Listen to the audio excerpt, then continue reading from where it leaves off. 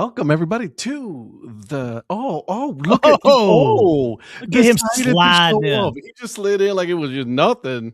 I've been working on background stuff like when you guys been talking, so that's what I was here the entire time. Man, he slides in like he goes into people's DMs. Really, I'm good at that. Ooh, okay. Welcome everybody and happy National Hat Day to everybody, to all of those who celebrate this wonderful national holiday. It is a national holiday. I don't care what anybody says. It's a national holiday. It is national right there. It says National Hat Day. All right, boys and girls. My name is Ed, also known as the Dad Hat. With me, I got these four gentlemen. One of them is not missing right now. He said he's going to be late. Whatever, bro. Anyways, with me, I got the mayor, the prospector, and the producer. We're going to tell you what hat we are wearing. Well, two of us are wearing the same hat tonight. One of them is wearing backwards. One of them is wearing forwards. But anyways, support local baseball. Before we continue, we tell what these guys are wearing. This show is brought to you by All Ford Baseball Company. Guys, National Hat Day is going on. So he has a sale. All right, $20 hats. All right, that's one. And then number two, the code Dad Hat works. Okay, it works with that as well. So you'll get 15% off of your full purchase. So make sure you go out there, use code Dad Hat for 15% off for purchase. You can't go wrong with that. What's up, Mike? Happy National Hat Day to you as well.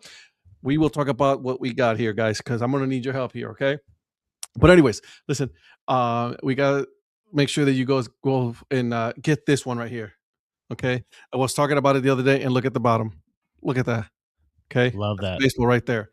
So go and get this one. Okay, it is $20 right now. And then use the code Dad Hat. Use that QR code. Go ahead and scan that, and then you'll be directed to that website. Also, the sticker club. I know, Donnie, you got yours available right there. Sticker club is awesome. Okay, so if you use code DHC, you get it for 50% off. So it'll be $3 a month. You get cool stickers. The King of Diamonds, guys, I bought that. I want you guys to know that. I still want to get it. I need to. It was $12. It was like in the middle of the night. I was like, you know what? Hold on a second. Right before I went to bed. So I bought it. $12. But yeah, no, it's $3 for the membership, and you get all those cool stickers. You can put it on your bottle like I did. I'm still trying to figure out something to do with all my stickers. I've got do a sticker wall. I think I'm going to do a sticker wall. I've got to get. If you have a little fridge in your garage. I've got a big fridge in my garage. I've got two big fridges in my garage. I need a little fridge up here. So that's what you need. Just put it in your garage fridge. That's what we started doing. We like when we go visit places, we buy a magnet and we put it on the fridge. Well, rich people don't do small refrigerators. Okay, no, they don't. No. Rich people do big refrigerators and multiple ones. I like what Eric does. Is he takes a lot of his stickers that he gets from teams and puts them on some magnetic material, makes them magnets. So I thought about that as well, but I don't know. Maybe I'll just do a sticker wall somewhere here in the studio. And then occasionally I can turn the camera towards the sticker wall and show it off. How about there that? You go. Island. Yeah. That would be cool. So I already know one of Lynn's purchases she got today, which was very cool. I almost bought it, but I'm going to have to circle back around to that one because I just tried to control myself today. I did not. I did get 2 from Old Fort because of the deal, the extra 15%. So I ordered the Wizards, Fort Wayne Wizards hat, which I've been wanting that hat for a long time. And I ordered the Fort Wayne Daisies hat. So I got my 20% off. And then, hey, I got an extra $3 off each hat for the 15% Dad Hat. Boom, boom. So that worked out really well. And then you told me that the discount worked, huh? Discount worked. It worked fantastically. So I wanted to support Logan. He's been good to us, so I want to be good to him. Get a couple more Old Fort hats into my collection. And then I only ordered from one team, and it was the deal I sent you guys. I couldn't pass it up. $10 hats. Couldn't go wrong with that. So I got 3 from the Lakeshore Chinooks, and I had a couple of others in carts that I was going to get, and I'm like, nope, I've done enough. The $10 hats wasn't something I could pass up, and then Logan's deal I could not pass up. So that's good. All right. Well, don't we go ahead and go down now to Mr. Prospector? Tell us the hat you're wearing, and did you purchase any hats on National Hat Day? Well, first of all, Happy National Hat Day, everybody. Big shout out to the chat. I hope everyone's been able to take advantage of some deals if there's something that you had on your wish list. So tonight, I'm going to start out by saying, here's my shout out to Logan, my support local baseball hoodie. This Nice. is kind of like a light to midweight hoodie, but it's very, very soft, very, very comfortable. I think Donnie can attest because, Donnie's rich and he has all the apparel, but I don't have all of it. Oh, He's you got do. some stuff. No, Logan's got some things I still need to get, but yeah. Well, don't worry. You have that one. Yeah, Holsinger knows. He's right. You have a lot of fridges, and one probably has a TV on it. He's right. I might get me that hoodie though, because I like that hoodie a lot. That's the one I don't have. Yeah, I'm surprised that you being the hoodie aficionado that you are, that you don't already have it, brother. Yeah. I got too many. That's why. Bro. Yeah, thanks to you, I have too never many. Have too Thanks many for that. Dude, no, I got over 25 hoodies. Oh, actually, no, I got more than that because I have a whole closet full. Like that's all it is. I have more than 25, I think. Yeah. Thanks to Ed. I think I do too. Yeah, thanks to Ed. But there it is. So anyways, but tonight, speaking of rich Mr. Mayor, yeah, I just saw that look. Tonight I am wearing the brand new Columbia Fireflies batting practice hat with Mason on it.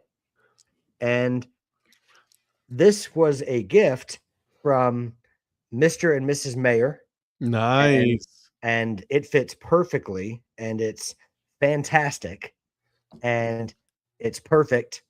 And I am so grateful so Mr. Mayor, thank you so much. You are the world's best mayor. Mrs. Mayor, please tell Mrs. Mayor the same. I will send her a text myself, but also please pass along my gratitude.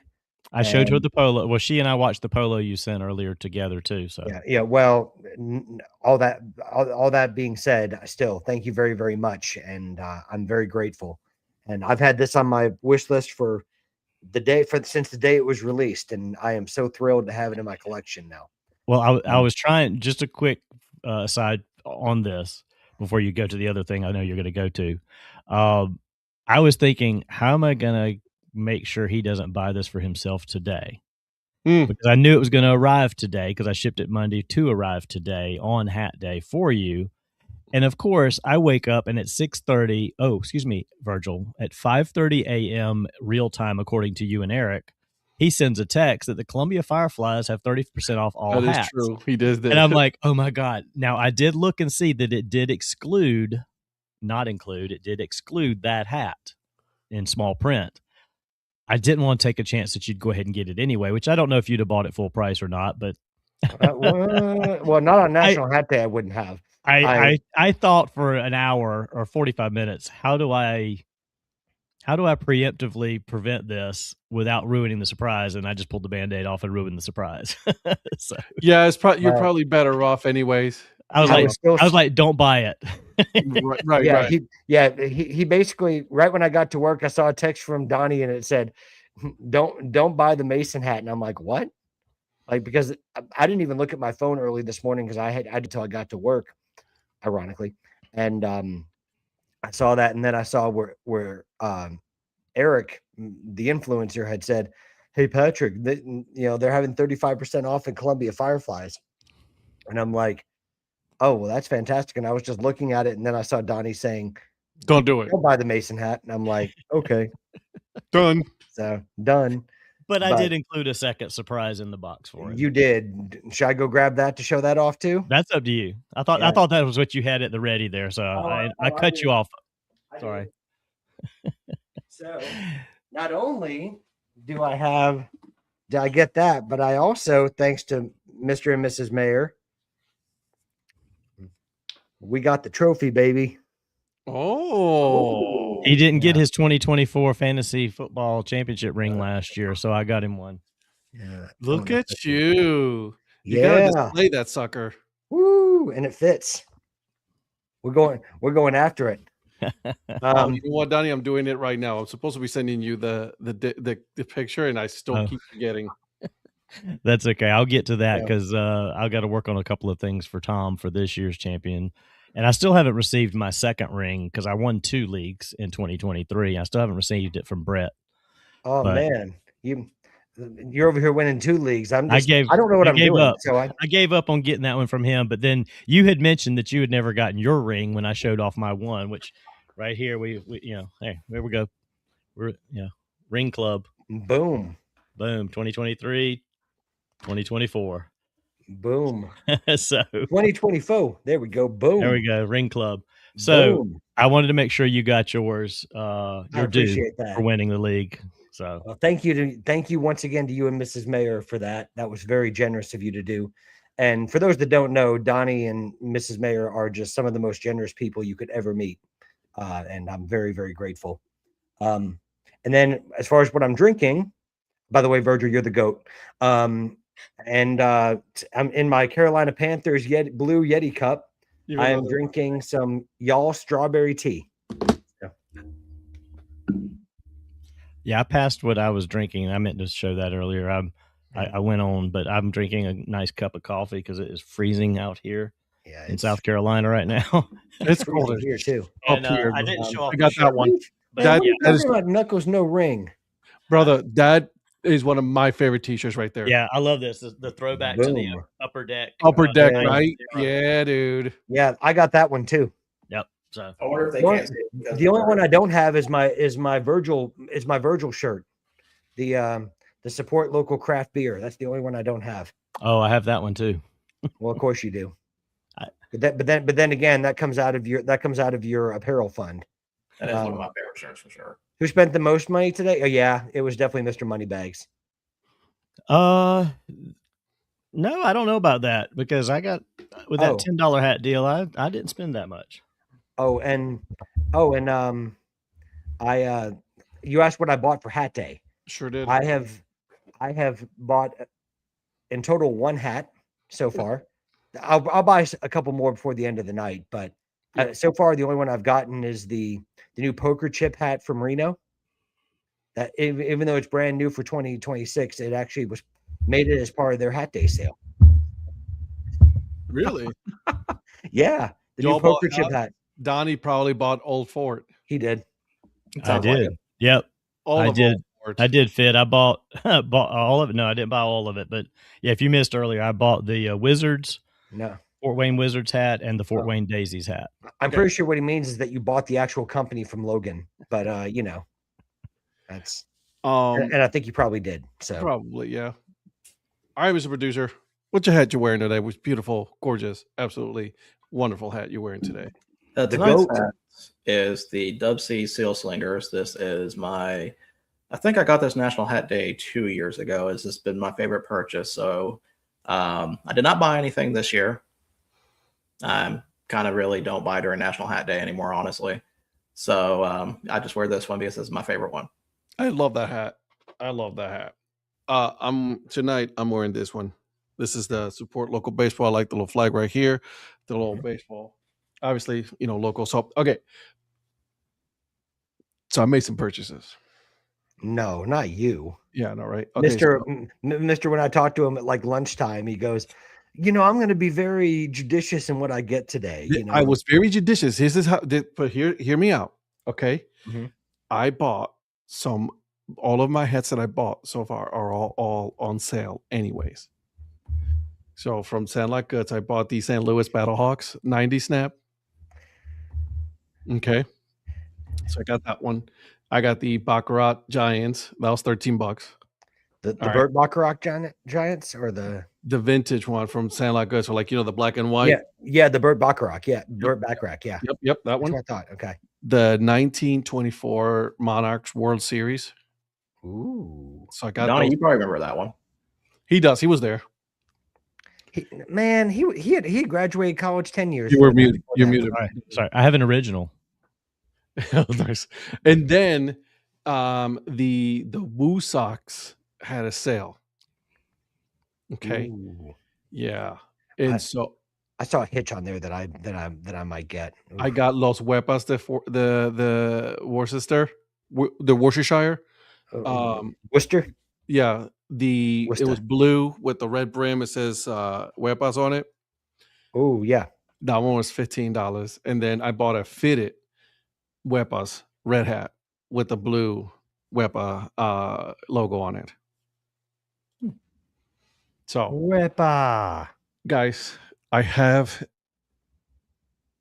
two things to say. When I have a confession, out of all the National Hat Day hats, I only bought one Dad hat, Wow. and that's the 1924 Monarchs Championship hat. Slowly but surely, Virgil, we're getting him to our side. Slowly but surely. We're gonna have to change your name. But here's the thing: why I'm not going to do that. He's going to be Afka Dad Hat, the artist formerly known as the Dad I Hat. told you I'm changing my name to a symbol.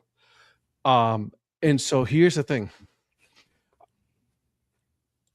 I still gotta buy one hat tonight. I'm still deciding. Okay, it is from the USPBL. Okay, so I still got those 3 hats. I haven't decided yet. Mm-hmm. And most likely it's gonna be the unicorns. But guys, can you talk to me here? Because obviously I like fitted hats as well. Mm-hmm. But yo, $50, homeboy. Yeah. $50. Yeah, that makes it a little tough. Well, look for the 15% off in their bio. Okay. I can't find it on the USPBL. Oh, don't worry. I'll find it for you. Okay, good, because I'm buying that one tonight. That's the last one I'm doing tonight. Yeah, there's a 15% off code with US PBL. All right, cool. In fact, I'll find it. I'll find it and send it to you. All right, thank you. But yeah, dude, yo, I like fitted hats. I mean, obviously, boy got a face for his fitted hat. Humble brag. And so, you know what I'm saying? See, Westside Woolly Mammoths, Oscar logo is pretty cool. Yes, Mike, I know. But here's the thing. I like all 3 of them. Actually, I like all 4 of them. The problem with the Diamond Hoppers is I want the New Era one, but they don't have the New Era in my size. Yeah. And so it's yeah, hard. they ran out of my size in a lot of those too. I have them in the game, but I would love to have them in a New Era instead. No offense to the game. I'm just not really a fan of the game hats. When it comes to the fitted world. I mean, yeah. Yeah, I like them. Yeah, I like them better than Zephyr, if I'm honest. I agree with that. I'll do 100%, absolutely. Yeah. So do you know what's actually another hat that's actually not bad at all? And I bought one when we went to the Corporate Media Meetup, Cap X. Yeah. I'm liking Cap X. Yeah. Stuff. Cap X is nice. You know what the fitted world did? The fitted world thought, man, this whole world is made up of Donnies. For real. They all be raking in those mounds of cash. And they said, well, we can just charge what we want. And so you guys, it's I like them. I embrace it. You know what I mean? But hot dog. You know what I mean? That's expensive, bro. No, I mean, you got to find deals for them. That's why if you're going to get fitteds, man, Holstinger, you didn't have a 2 hat limit. Stop lying to people. two times a number maybe, but not a 2 hat limit. He means 2 hats from every site. Oh, Zeb, all those brands are cheaper than New Era. I'm not disagreeing with you. They are. I agree. They are. Because they're 35 compared to 49. Yeah, it depends. It depends on which site and which team you go to. Right. Because I've seen Zephyr hats for $40 and and some New Era hats that are below $40. I mean, not many anymore, but there are some sites and some teams that charge regardless of brand. They just charge whatever they charge for a hat. So it's a case by case basis. But yes, more often than not, more often than not, New Era is probably the most expensive. But but they're not. They're getting up there as well. So let's not get it twisted. But all styles of hats are going up too. I mean, I've seen dad hats for $37. Yeah, you must be at your. Yeah. That's the Pensacola Blue Wahoos. Me and then we about to fight. Yeah. Oh, no. They like to charge full price, like above full price on those hats, bro. In a world full of flat brims, be a dad hat. Absolutely, Joe. Absolutely. I can always do this. You know what I'm saying? Uh-huh. Curve that baby up a little bit. You know what I'm saying? Virgil's hat's looking good. Virgil's hat needs a straight up bending on that. A cup of tea on that. Nope. No, Damn, you can eat dinner off of that flat brim on that thing. listen, Jesus. You listen. can put a Who are full we? plate Who there. are we to tell the goat how to wear his hat? Okay, that's Virgil the Goat Brooks you're talking to. GOAT, greatest of all time. Virgil the Goat Brooks. Virgil, how do you put up with this? Just let it happen. Okay, I got you. No, I mean, listen, I'm his hype man. Okay, I'm his. Listen, I'm like his. I'm his hype man for when he goes out to see all his admirers, be it Alabama or other states. So I'm here just to hype him up. I appreciate that. That's what I do. Sorry, To you. Mark Henry. That's what I do. Okay. All right. Calm the hell down. Calm down. Sorry. All right. When I talk about Virgil, I get passionate. Okay. All right. Woo. Jeez. Man. Sorry, Virgil. I'm That's trying to okay. keep my composure. Okay, so I want to know what you guys got. Put it in the comments as well. Man, Right? you didn't What buy hats 4 did you get? Holstinger. You're lying. I You bought like bought for this 14. time. I kept track of. I only had 2 on the radar, but when I saw the few other teams sell, I pulled a debit card trigger. You know what? I get it. I understand this. Mm-hmm. I completely and utterly Mhm. understands. This same some years ago, there was a pitcher for the St. Louis Cards that wore a flat brim cap. He wasn't a very good pitcher. Can't recall his name. I goes to say, flat brim don't work. Man, who was I'm it? Who was sorry, it, Donnie? We're not pitching though. Yeah, well, that's obvious. You're here with me. So, all right. Let's go over some news. What news do we have that you guys want to talk about tonight? Anything in particular besides the big scandal and 39 people were charged today for point shaving in college basketball? Not a little bit of just a little nothing. Just admit you were the guy that bet on the Kent State game. Did you see that Kent State put out a statement? I saw that about an hour and a half ago. They're like, bro, wait, hold on a second, boys. Whoa, we weren't involved in this. That was a team that was playing against us. Yeah, right, they were playing none of our against us. players or staff had anything to do with that. Well, I understand why they did, because then their last football coach get fired for a gambling scandal. Dude, he owed like a ton of money, credit cards and stuff. So yeah, This wasn't Kent State's former coach, was it? no, No, it was the other team. Who was the other team? Eastern Michigan. It was either Eastern Michigan or Buffalo. Eastern. So just to clear it up, to make sure that I got this right. There's some serious names in this. Wait, so Dabo was not on the list, right? So we're clear. So I'm gonna read these names. And this is bad for HBCU. This ain't good. So we got Abilene Christian, Alabama State, Buffalo, Coppin State, DePaul, Eastern Michigan, Fordham, Kennesaw State, LaSalle, New Orleans, Nicholls State, North Carolina A&T, Northwestern State, Robert Morris, St. Louis, Southern Miss, and Tulane.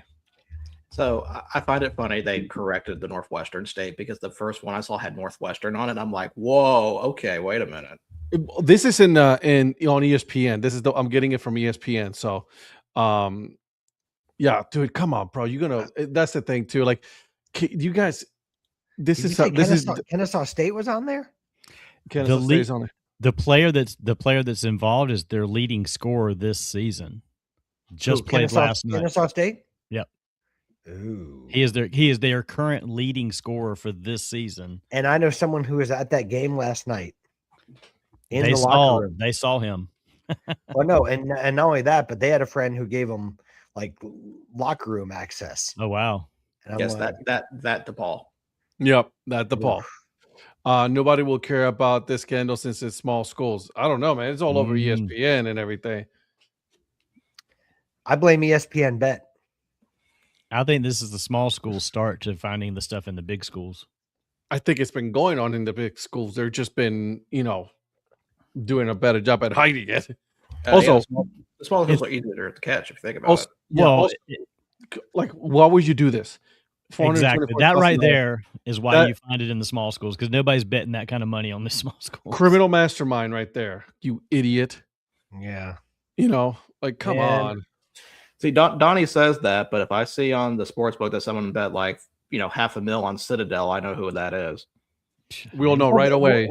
I mean, the thing is, I said this earlier in our group chat. That's like 30 minutes for Donnie.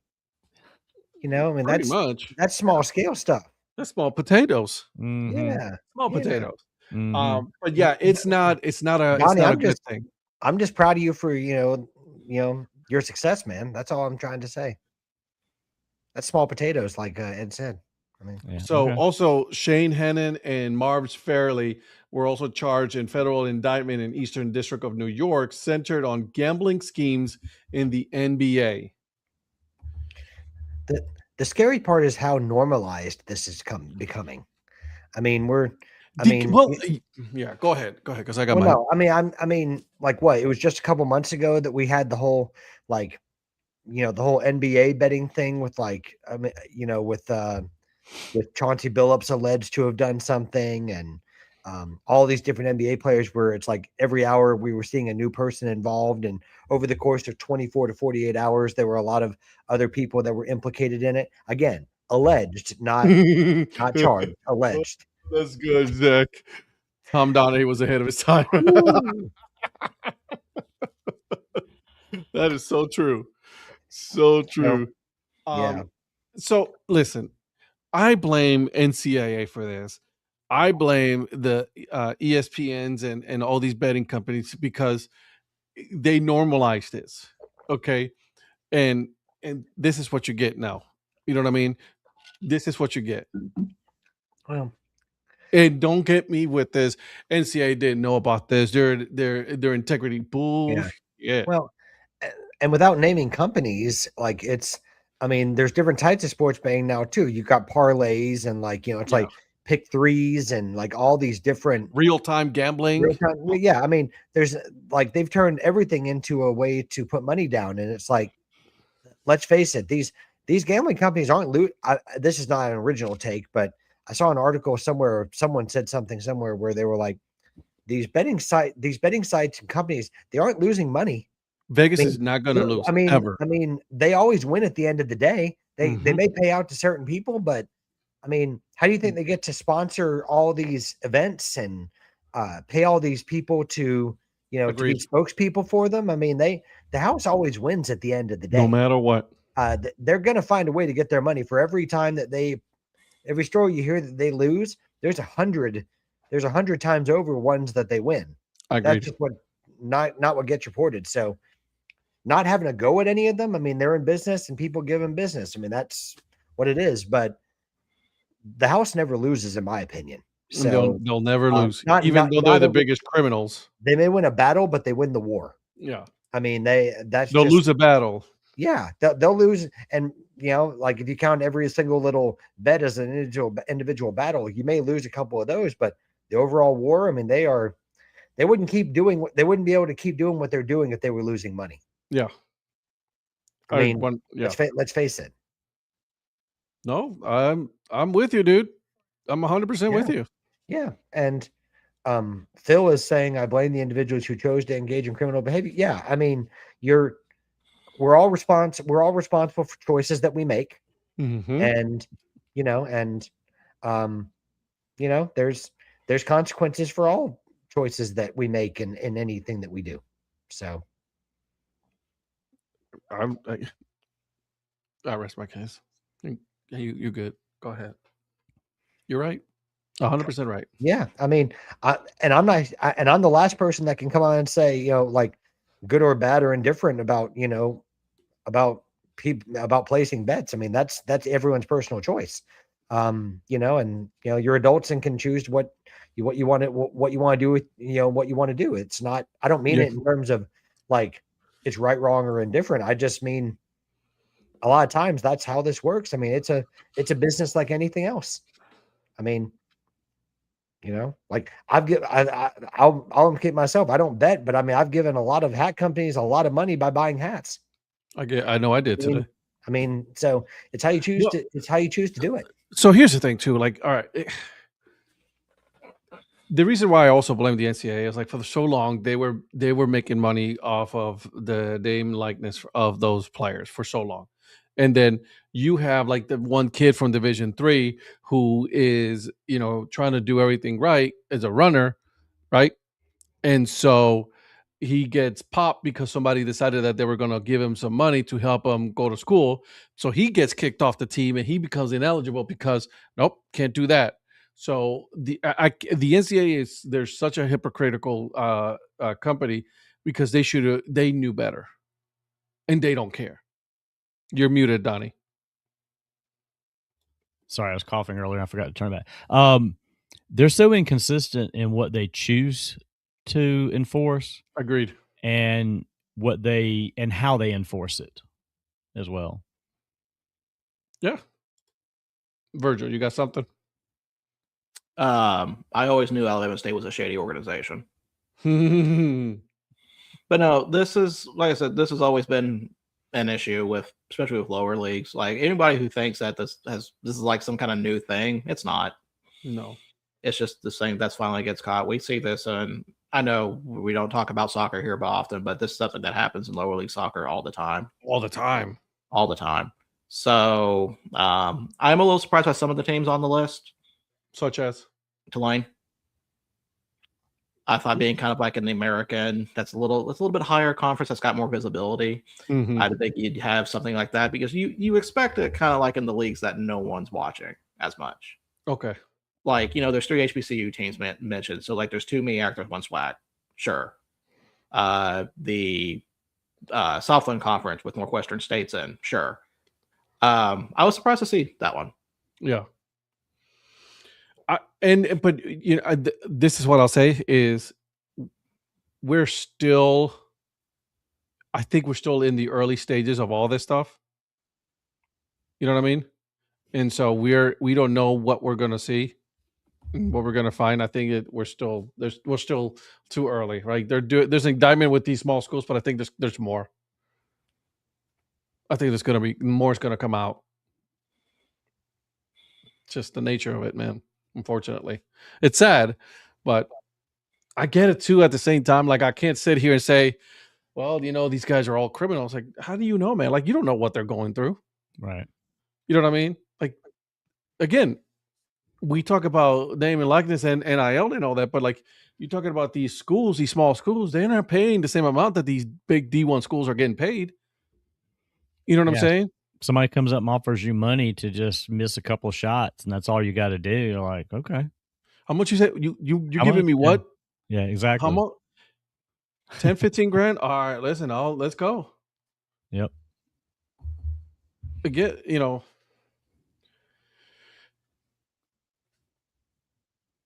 well, I mean, again, they're not going to do anything because they're in it.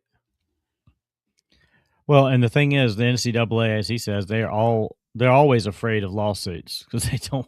That's why they don't do some of the things that they should do because they're afraid of lawsuits. And then they pick these little things where they figure, nobody's going to try to sue us over this because of what it is. And he's right. It's just like, what are they going to do? They're going to try to sanction these. I mean, I don't know. I don't know what they're going to do actually. No one knows. Yeah. Paul Crew never shaved points. So that was my thing that I wanted to talk about today, just because it's like it came up and I'm like, oh man, here we go. And so I was like, oh God, not again. They let the genie out the bottle. Congress got other stupid shit. Man, I will say this: if you expect the NCAA to do nothing, wait till you see Congress absolutely do nothing too. Right? Exactly. Like you think they're going to do? Like, they're also part of this too. Hey, Kershaw is going to be pitching for the USA team in the World Baseball Classic. There won't be any wear and tear. I mean, he's kind of rested up, and it's a short series, so he should be all right. He's retired, isn't he? From the Dodgers. Yeah, well, that's what I'm saying. So he should be fine. Like, go all out. Exactly. Yeah. He's got this is yeah. I mean, it's like, okay, once this is done, you don't have anything else there, so you might as well go. We don't have to worry about that with this wrestling thing, So, well. Oh man, He had to finish up all his purchases. How the turns have tabled. That's right. What's up? Nobody gets it. Like I say it wrong all the time on purpose. No, I heard it. I just Okay, all right. How the Did, turns have tabled. So what, you hanging out with Brees now or something? You know, him and Zach, good buddies. He invites you out to dinner. That's Be on the right. show. Is he just waiting in the room like next over? Is he going to be on the show? He's gonna come out and be like, "What's up, guys?" Man, That's what you got to get Zach to do. Man, he's Hey, probably hanging out with my dad's guy, got Brian. a sports show. You need to come hang out with my dad and be on his sports show. I love how Patrick's like, hey, let me know if Columbia is doing a sale. And I sent it to him this morning. He already has the hat. That was quick work. Well done, Patrick. Thank you, sir. Thank you, sir. Patrick drove up there to go get it. That's what he did all day. Yeah, I drove out to Columbia today and did it personally. Mr. Influencer, happy National Hat Day to you, sir. Thank you as well.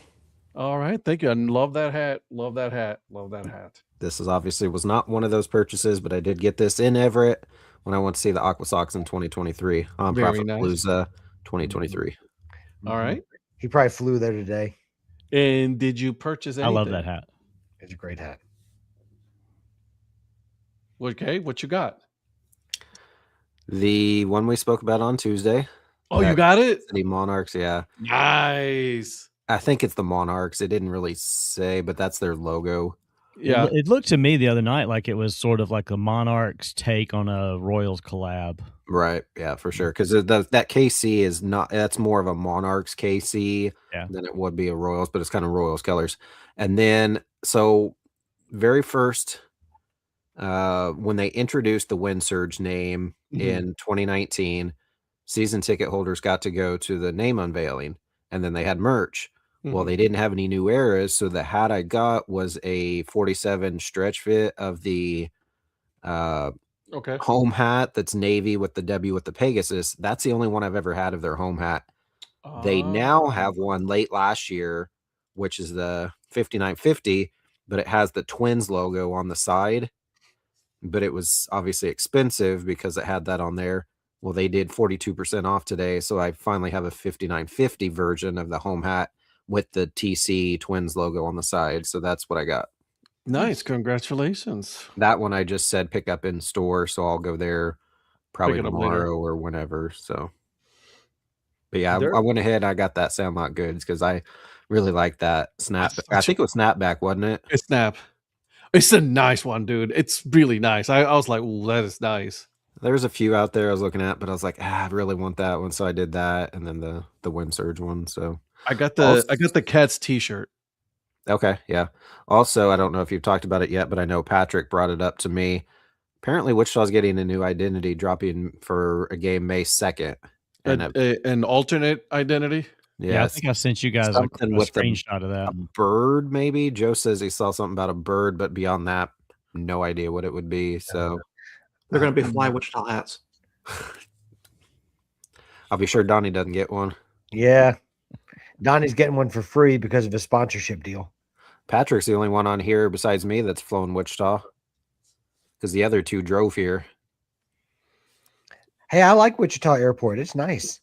Yeah, we have for a national airport. It's not it's very big, nice, but it's cool. They got a lot of aviation history since we're the air capital of the world, and then their jet bridges down to the plane are glass, so you can see through and look out into the tarmac. Yep. No, cool. It's really cool. I really like it. I'm debating. They don't have it in my size for that hat for Everett. What the E one? The E one. Yeah, I love the Trident Mariners where they flipped it on their side. My brother got one when we were there. We both got a hat. His was they did the Mariners color scheme on one, so it was this, but it had the kind of the teal with this blue. It was sweet. I kind of thought about getting that one as well, but I went with the because they don't have that in a Dad Hat. Oh, why? That's weird. I don't know, but it's such a cool logo. I like it, and obviously E for Ed as well, or Eric. I know that's why you bought it, right? You know. Is Funko Field are they playing that, or have you haven't decided an exact weekend yet? No, because we're looking at everything. Just north of Seattle. So if you go Tacoma, the Mariners, and the Aqua Sox. If it works out, we're doing fish sticks as well. There you go. And I'm trying to get them to do fish sticks against seal slingers or seal sling. You know what I'm saying? Sweet. Yeah, that'd be awesome. So that'll be kind of cool. But yeah, working on that one. Yes, it is. It's going to be in August, not just because of everything that's been going on for the soccer and all that. So, you know, it'll be fun. All right, Mr. Producer, what we got else, man? So, before we go over the playoff games and the CFP final, I want to hop over to football real quick again, talking about the potential signing of the Giants.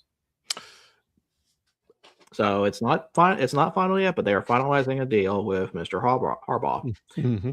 And I believe some of us on here on Tuesday said that was probably that he was going to go because of the potential of that team, especially on the offensive side. Mm-hmm. It looks like that one's going to happen. So what are your thoughts with that? I wasn't surprised. I knew everybody's like, oh, Cleveland. I was like, man, come on now. He's not going to come to Cleveland. He will never come to Cleveland.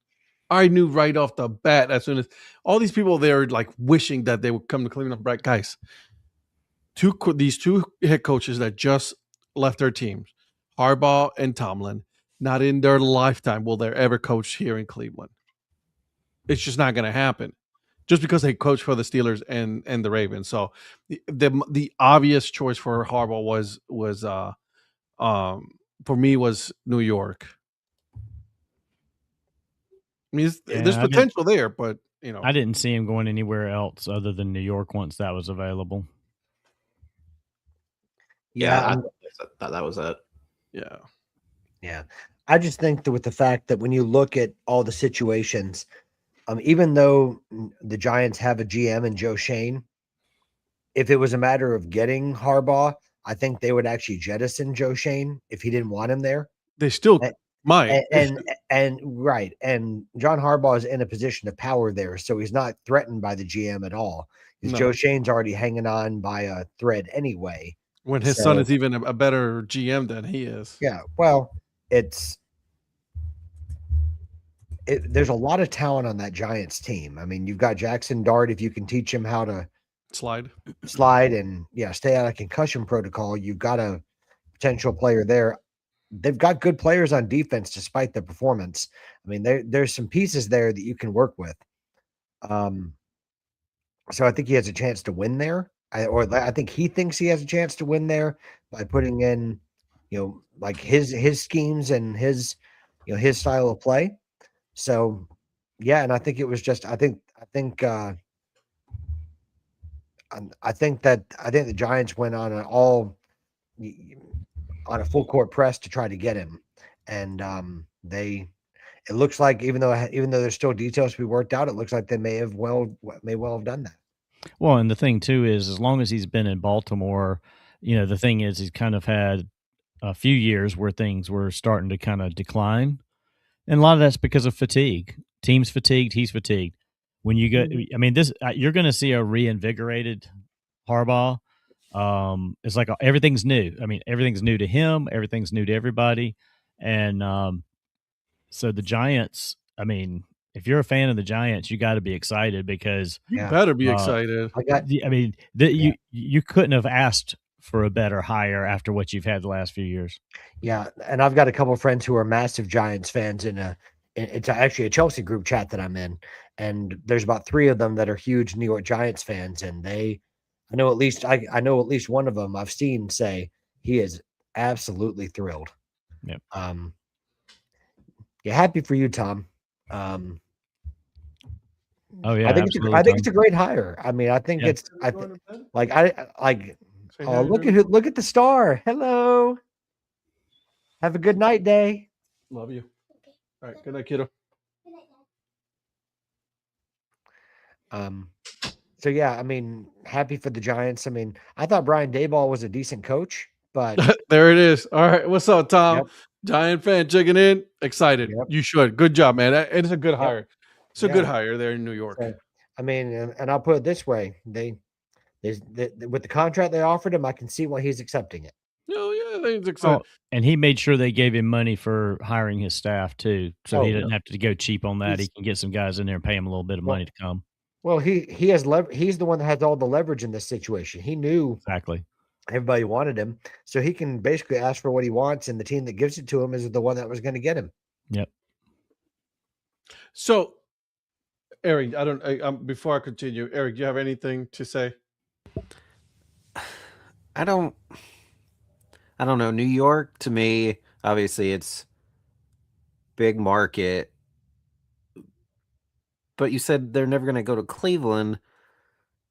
I mean, have the Giants really been? I mean, yeah, I guess they won Super Bowl with Eli and stuff, Yeah. but they haven't really done a whole lot. They haven't. Scatterboo and Dart. I mean, Mhm. I'd take Lamar Jackson over Dart. Oh, for sure. Everybody. But obviously he's not there anymore, so it's not like he just He decided can, to leave. He can't, but I don't know. Well, there was a lot of talk that he and or that Lamar Jackson didn't get along with Harbaugh and didn't want him there. I don't know if there's any What truth to that. about like a Miami or a Atlanta? Because those are big markets, but I mean, majority of NFL cities are big markets. Green Bay Can't is be much not, bigger but- than New York. right? And that's why I don't know. I feel like Baltimore is bigger market, obviously, than or less. New York's a bigger market than Baltimore is. So how do you think he's going to do with those fans? Like, Oh, I think he'll do fine. Tom, do you think he is like in the level of like Parcells coming to New York in this era? Like, you know, it's like that kind of presence, maybe? Because I think this is like the closest thing they've got to like the next Parcells to some extent. Well, I mean, to talk about Jackson versus Dart and all that, I mean, how old is Lamar Jackson now? He's almost 30, isn't he? That's an aging team. it's Yeah, so pretty funny much. when you said Jackson's of Lamar versus Dart, but Jackson's or Dart's first name is Jackson. I was confused there for a second. I was like, oh wait, he's talking Lamar Jackson. Yeah, no, he's what I don't know. You could probably look it up, Donnie, since you're the backup producer, but probably late 20s. I don't think he's 30 yet. He's almost 30, I think it is. Yeah, It's 'cause like he was- 28 or He's 29. 29. Yeah, he was old coming out of Louisville to start with. And I don't, even if you give Dart some more years, I think they could be more competitive. They look like it at times this year with both him and Scatterboo. I don't think he can stay healthy the way he plays, and I just don't think he'll ever get to the level of being an MVP like Jackson. So, I don't know. To me, it just seems like a weird place for him to go. I'll put it this way: Harbaugh will straighten out Dart, or he will replace Dart, because he ain't gonna put up with that. He's either going to tell him he's been around long enough. Either Dart will respect his experience and be like, okay, and listen to him. Like you're not going to listen to Dayball, but you got Harbaugh coming in there and telling you this is what you're going to do and what you're not going to do. I think there'll be a difference in Jackson Dart, and if there's not, Harbaugh will get rid of him and get somebody else in there. That's the way I see it. Like a national treasure that's just sitting there. No. There's a draft after this season, and there's a lot more quarterbacks coming out next year. And depending on how they manage things, they'll do something with him if he doesn't. If he plays next year like he played this year and keeps risking his health and not performing when they need him to, Harbaugh will get rid of him. Virgil Bailey Zappi's out there. Oh my gosh! I think he's going to stay there. Yeah, Tom. They will definitely probably split the backfield between Tracy and Scatterboo if both can stay healthy. Because if you think about it, they were marred by injuries this year. Mm-hmm. Yeah, I mean, we've talked about the running backs. We even talked about the wide receivers with Malik Neighbors being out. Yeah, I mean, if you got Wan'Dale Robinson. I mean, they've got pieces. Mm-hmm. And like I said, if you can get Abdul Carter some discipline on defense, I mean, he's a really good talent. And I mean, you've got good players on that defense. Yeah. I mean, I think if you get the right coordinator in there, you can really he'll get Abdul Carter straightened out too, I think. Yeah. Well, I mean, and they've actually had some pretty good drafts in recent years. I mean, with Scadaboo and Dart and Abdul Carter, I mean, they've got some nice pieces. It's just they need the right coach to sort them out. So, and I don't think that like a Lamar Jackson Dart comparison is an apples to apples comparison anyway. Because of the age. I mean, it's two different situations. They're not the same kind of quarterback either, really, in my opinion. So it's, and like you said, Donnie, the fact that they didn't get along anyway, it was time for a separation, and now we have to see if he can strike up a relationship with Jackson Dart, or if he's not, he's going to get some time, because if you're investing $100 million in him, you're not going to let him go all that easily.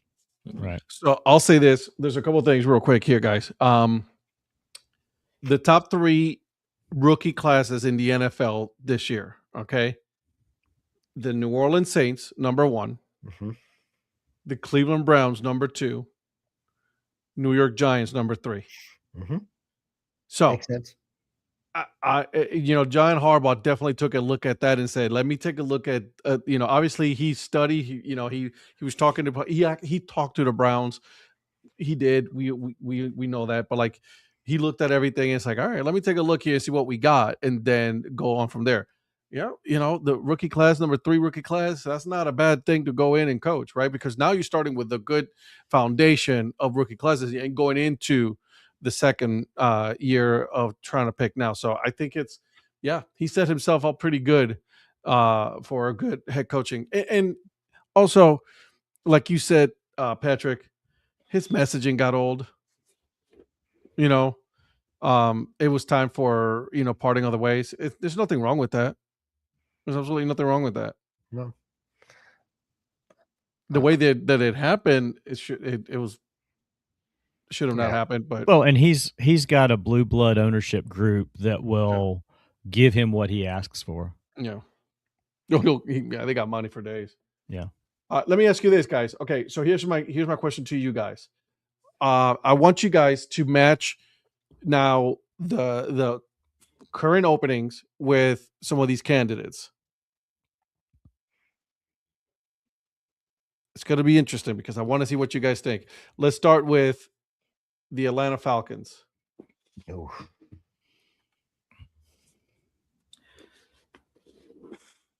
I mean, Stefanski's the one whose name has come up the most with Atlanta. Stefanski's been tied to 2 teams from what I see. Is Atlanta and Miami. I don't see a better candidate for Atlanta than him. Than Stefanski. Yeah. All right. What about you, Eric? What do you think on Atlanta? Yeah, both of those. I'm just trying to think of player personnel. I mean, you got Bijan on Atlanta. You got Achane on Miami. So you got good. Because he loves his tight ends. Remember that. Didn't Miami fire McDaniels because they thought they were getting Harbaugh? Oh, yeah, they were talking about that. Maybe they were trying to go after him because they were going to keep him, and then Harbaugh was let go, and then they're like, "Ooh, let's get rid of McDaniel," and then now they're not even going to get him. What's up, Polly? If they did that for that very reason, then they're idiots. Well, he's you got to make sure you've back channeled Harbaugh enough to know that that's going to be a possibility before you just fire your coach. Do you think McDaniels at this point would serve better as a coordinator for a few years, or do you think he's still going to go straight to a? He's going to a coach. See, I think he'd rather be an offensive coordinator for a really good team than he would then be a head coach for a really bad team. Yeah. Well, see, that's what I'm wondering if they're trying to figure out in Green Bay, for instance, because they need to have LaFleur stop calling his own plays and bring in a true coordinator.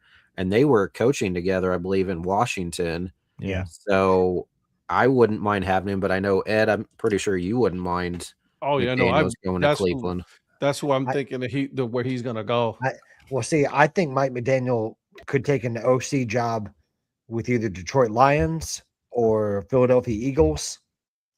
I wouldn't go to the Eagles. I'm sorry. Yeah, I'm saying like on a good the Lions. team. Yeah, I think that there's potential. I still have a. Go ahead, Virgil. I do not know why, but I still have a feeling McDaniels is going to Arizona, and I can't explain why. It just seems like that would be a fit. Well, he is a warm weather guy with those, Is it because he looks like a drug kingpin now with all that with that look that he's got going on now? Maybe that's what it is.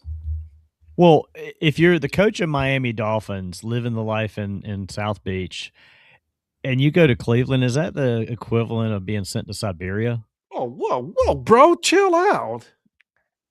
I wouldn't want to go to that cold weather, man. I'd be like, no. He didn't say no. Here's the thing, though. Remember this. What's everything? This is their last. Technically, there's going to be only 2 years that they're going to be in the outdoor stadium. Oh, that's true. But you still got to live in that shit. They're going. I'm not there, so I can't say shit. You moved away. I moved away, so. No, I didn't think about that. So yeah, I mean, you're right. They'll have an indoor stadium. So, Ed, for Browns head coach, what do you think? Mike Mizanin. What do you think? Okay. Just thought I would ask. Nope.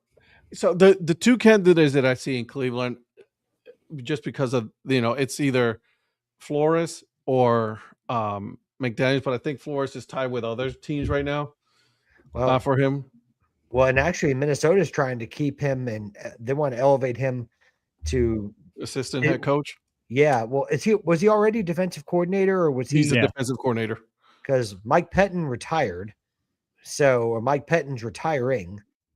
Yeah, but he was already the defensive coordinator there this season. He was the DC this year. Mm-hmm. Flores, well, yeah, but O'Connell seems to think that he can convince him to stay in Minnesota. There could be. I don't know, but I mean, maybe give him a big raise. He might go to the Raiders. They got the number 1 pick over there. Yep. That's going to be a quarterback, Mendoza. Man, we may get into this, but man, that's a horrible NFL draft class overall for QBs. It ain't good. Oh yeah, this year it's not good. That's what was his name from Oregon. Was like Dante Moore. Yeah, he was like, I'm going back. Paulie, we don't need to free everybody. Tomlin freed himself. Paulie wants to free himself. He wants to free Tomlin. He just wants everybody to be free. So listen, Pittsburgh, you want things free? These fans in Pittsburgh, they're like, oh yeah, fire him. Y'all need to be careful what you wish for, because I don't think Pittsburgh's that desirable of a job at the moment. No. I mean, yes, you're right down the middle again, late draft again. You're not going to get a quarterback.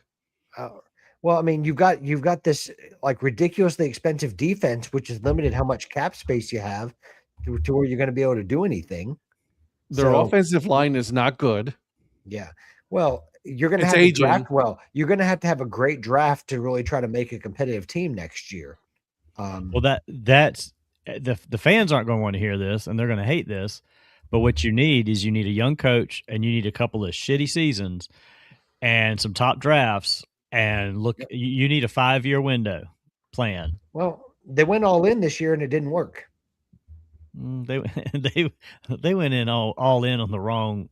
That's what I mean, though. I mean, they put in the last couple of years, they put all their chips, in the middle of the table, and they're like, this is what we're going to have because you paid TJ Watt a lot of money.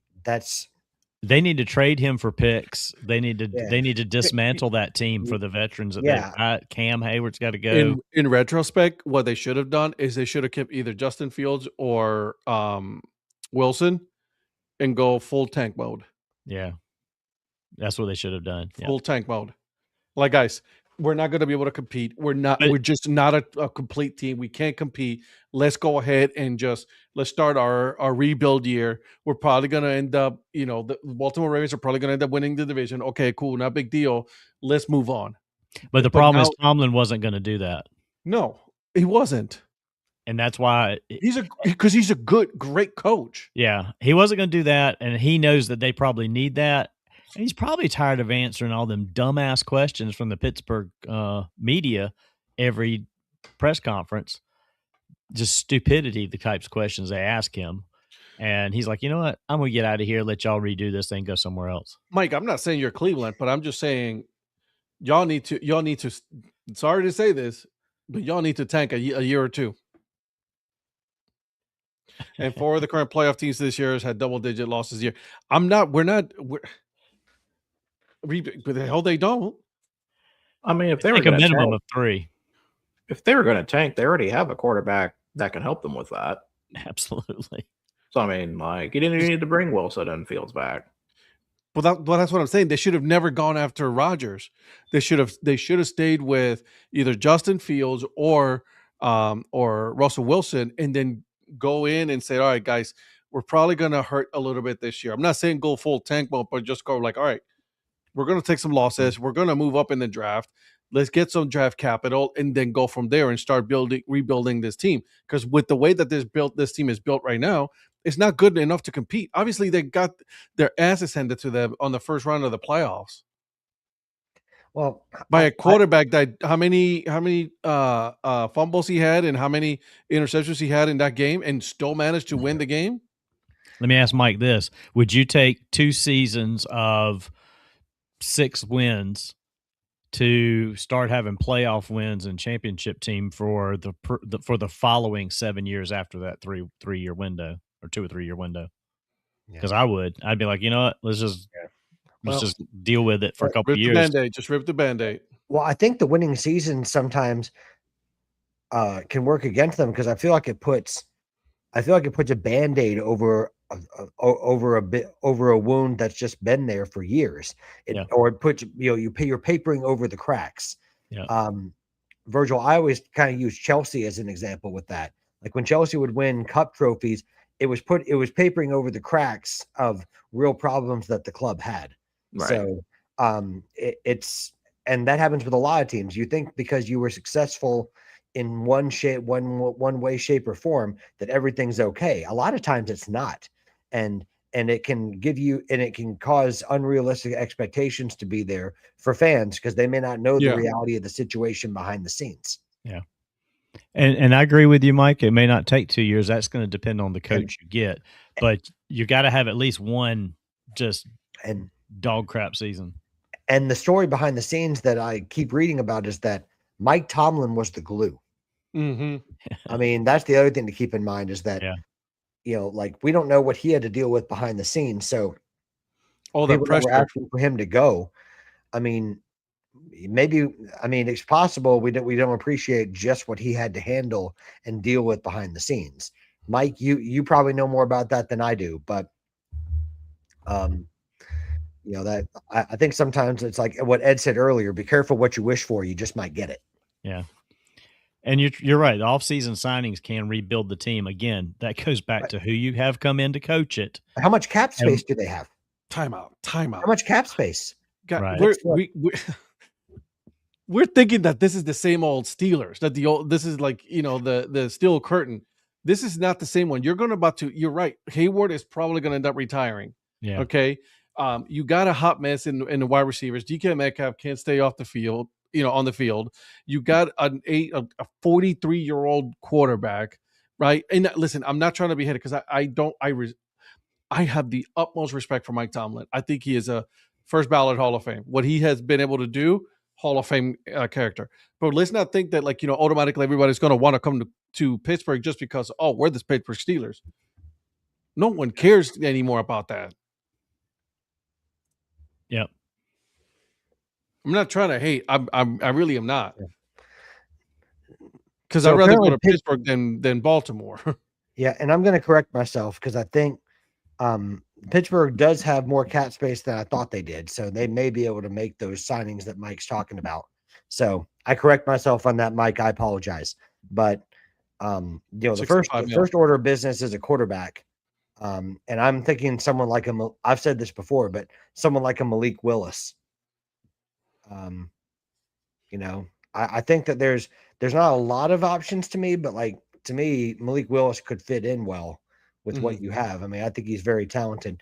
Obviously, Eric can speak better to that than I can, but I think I think Malik Willis is talented, and I don't think that the Steelers will be the only ones going after him. But Malik Willis, I think, is a good option for a team. I can see Arizona going after him.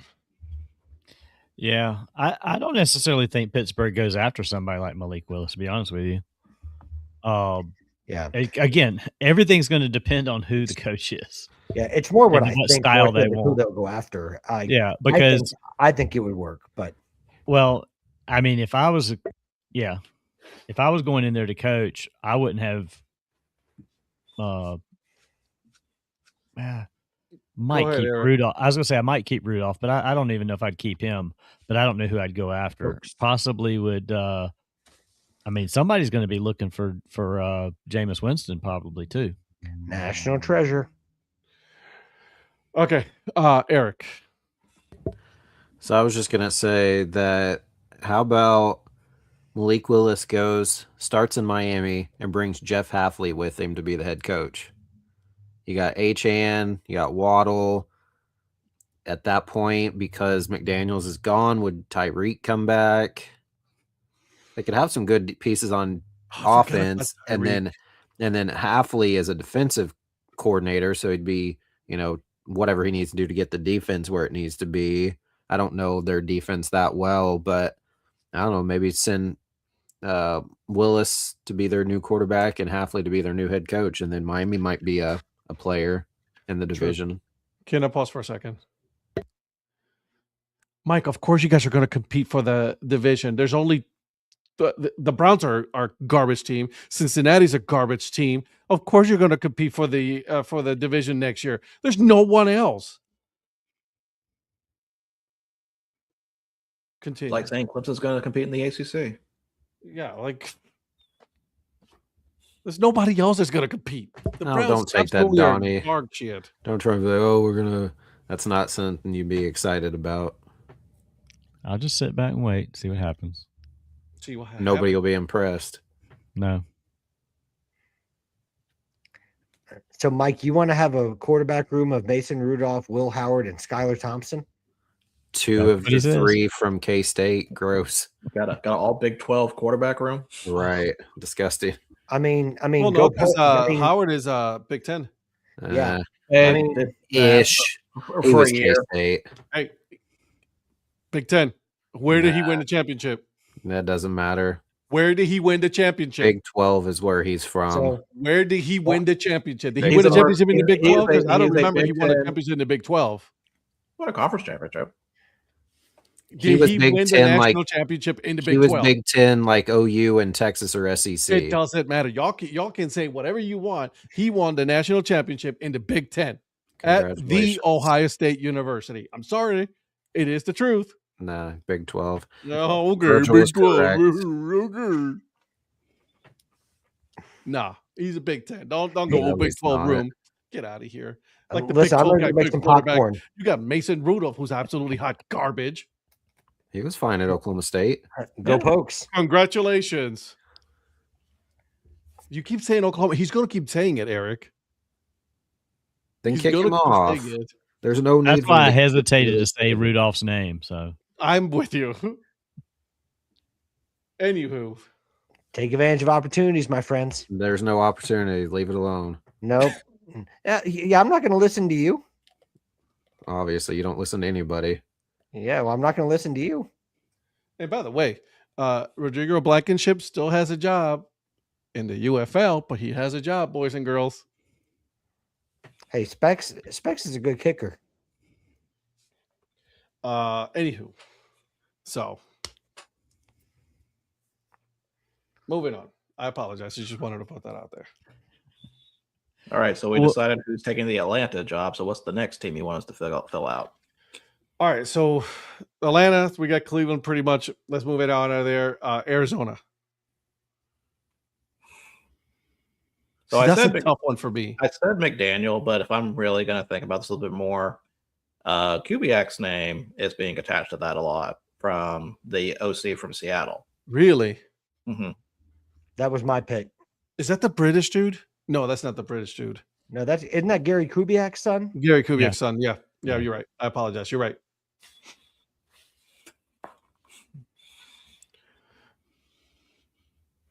I mean, listen, everybody's got to start somewhere. Andy Dalton was wonderful. Okay. Moving on. All right. So Arizona. So we Kubiak. What about Miami? What about Miami?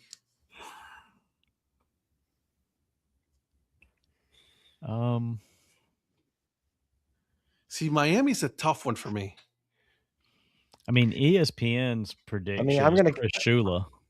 I'm going to count out Brian Flores on that one. Yeah, exactly. Yeah, Brian Flores' name is not going. I'm definitely going to count him out of that. Smart. Yeah, that's pretty good. I think the chances are good chances that he's not going to go there. Yeah. Well, another name that hasn't been mentioned much yet because he's still coaching in the playoffs is, does Robert Saleh get another shot? He will. And what type of team does he go after? I mean, do you take the Miami job if you have an opportunity, if you're Robert Saleh, so you could stick it to the Jets twice a year? I would.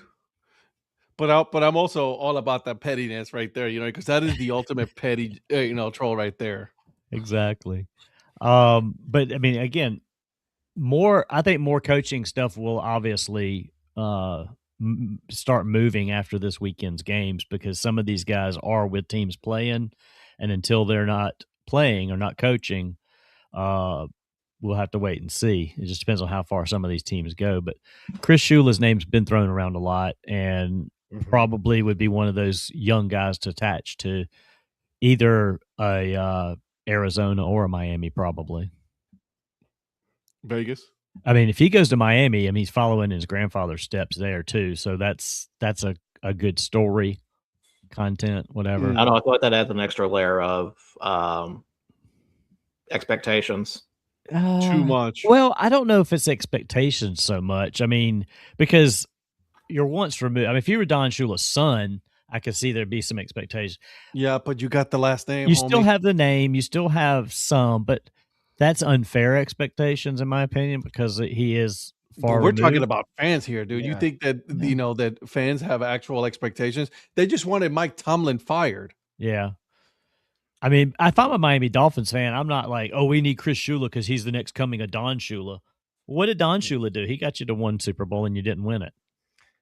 So here's one other name that I've heard bandied about that's maybe not on the hot list of names, but also from the Los Angeles Valley and Virgil's is Nate Shilhasa, or however he says it, the passing game coordinator for the Rams.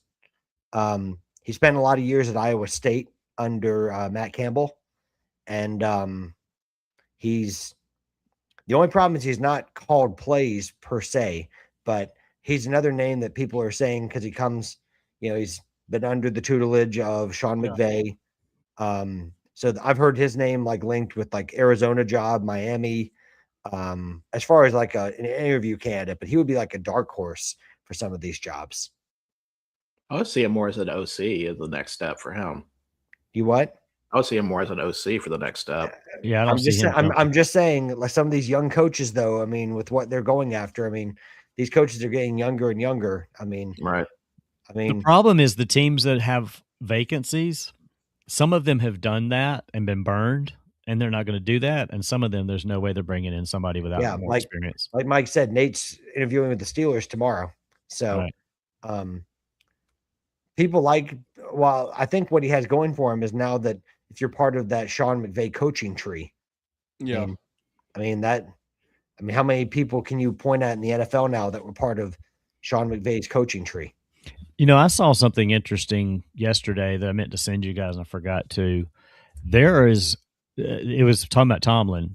There's no branches on the Tomlin coaching tree in the NFL, which I found weird because I've never thought about it, but nobody that's ever worked underneath him has moved on to a head coaching job. Not Matt Canada. Oh, never mind. So that's kind of odd for 19 years as a head coach, and you really don't have anything. You don't have any coaching tree to speak of. Well, Harbaugh.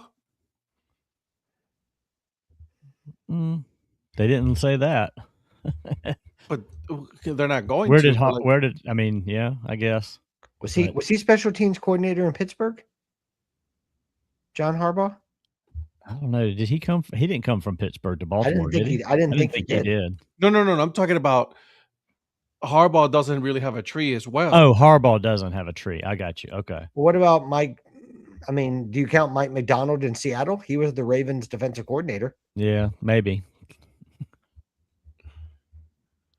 You know, wasn't Gerard? I mean, I know he only lasted a year, but wasn't Gerard Mayo? He was New England. Oh, that's right. That's right. He got hired from within. Never mind. He got hired from within. Yeah, excuse me. And he was the scapegoat there, so they blamed him for everything, which was not fair to him. So it's gonna be interesting. All right, so the Raiders. I think Brian Flores. Yeah, see, that's what I think. What do you think? I think getting the band back together with Tom Brady, and you bring in, like, if you can get him, pair him up with Dayball as like an offensive coordinator. I'm not saying that's what Raiders fans would like. I mean, only they can answer that. But I could see Brady leading the search and coming to that conclusion if he could convince them all to do it. Yeah. What do you think, Eric? What's your brother think? I don't know. He knows that whoever's going to be there is not going to succeed, so he doesn't really care at this point. I don't hate that one. I'm just trying to think of who might go, because one name I don't think we've really mentioned that's potentially going to get a spot somewhere is Steve Spagnuolo from the Chiefs. Mm-hmm. And I don't think he would be a good fit in conference if he went from Kansas City to Las Vegas. So, yeah, I don't know. That's a tough one. I just don't know who would want to go to Vegas. One thing my brother and I did talk about the other day is he was hearing people saying they want Gruden again. He's like, no, we wasted $100 million on him for 10 years and he didn't last at all. Why do people want him back? Yeah, dude, just stay the hell away from that. I tell you what, man, that's a good idea. I don't know. I'm trying to think of anybody else out there that would be a good fit. I just don't really see it just because they're not right a great team. And I don't know that they're ever going to really turn it around. What was it? 2003? Was that the last time they've really been anything? Been relevant? Man, that's a tough one. I don't know. Gosh, I don't see them being. See, that's the thing. I can only see Flores there right now because he's honestly, or even Robert Saleh. See, and I could see him kind of maybe turn around a little bit. I don't know that to be a consistent playoff team, but it can maybe be a 8-9 win team. You know what I'm saying? Like they need a tough dude there to go there. My brother wants Brady gone as well. It ain't gonna happen. He's like, he's worthless. There's no point of having him. And I'm not saying this for the Raiders job, but Eric, you're talking about people that haven't been talked about a lot. What about Matt Nagy getting a second crack at it?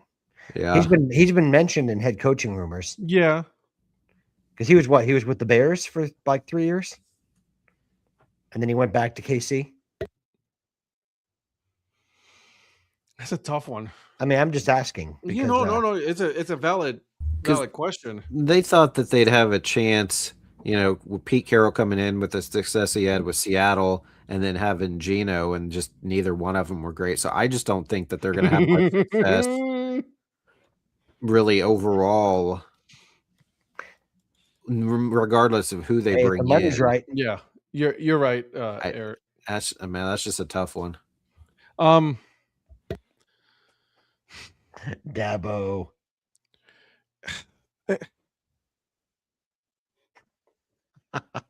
Let me ask you this, and then we'll move on to the next team. Do you think that Pete Carroll was giving a fair shot at trying to turn around this team? You had Geno Smith as your quarterback. The thing is, I don't know if if it was that he wasn't given a fair shot or that he was given a shot and he made so many bad decisions that he kind of shot himself in the foot with the people he brought in. Yeah. Man, he should have brought in Pat White. I mean, that's one of these things where I don't think Al Davis, I don't think Davis. Mark Davis got in his way, but Mark also makes some really bad decisions. Look at his haircut.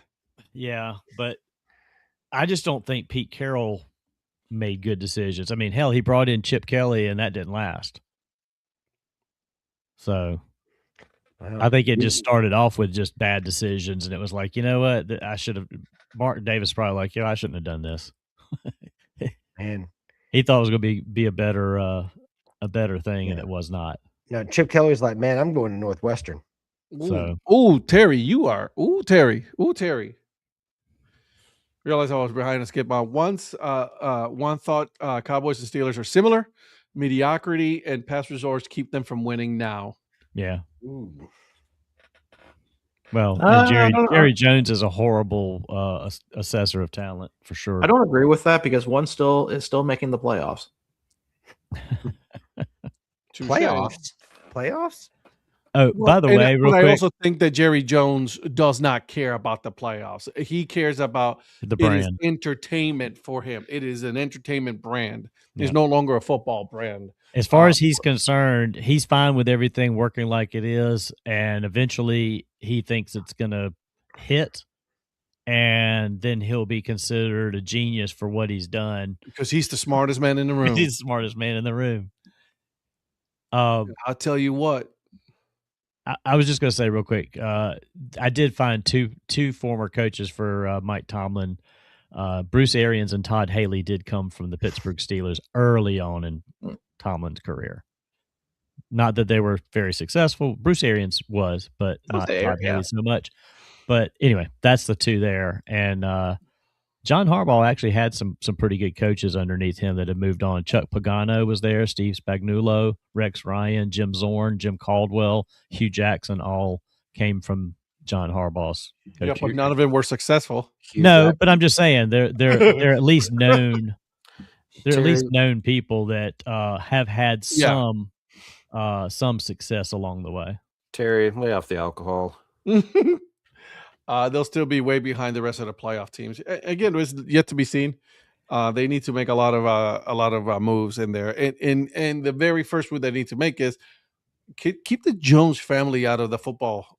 Yeah, facility. I mean the problem is the NFL flips teams in the playoffs every year. There's 4 teams in, 4 teams out, or 4 teams out, new 4 teams in. So it's possible, but I think I think Dallas is going to come down to what Philadelphia does in the offseason. Go ahead, Eric. They could very well finish 4th next year. You know, Philly's probably going to finish right up at the top like they typically do.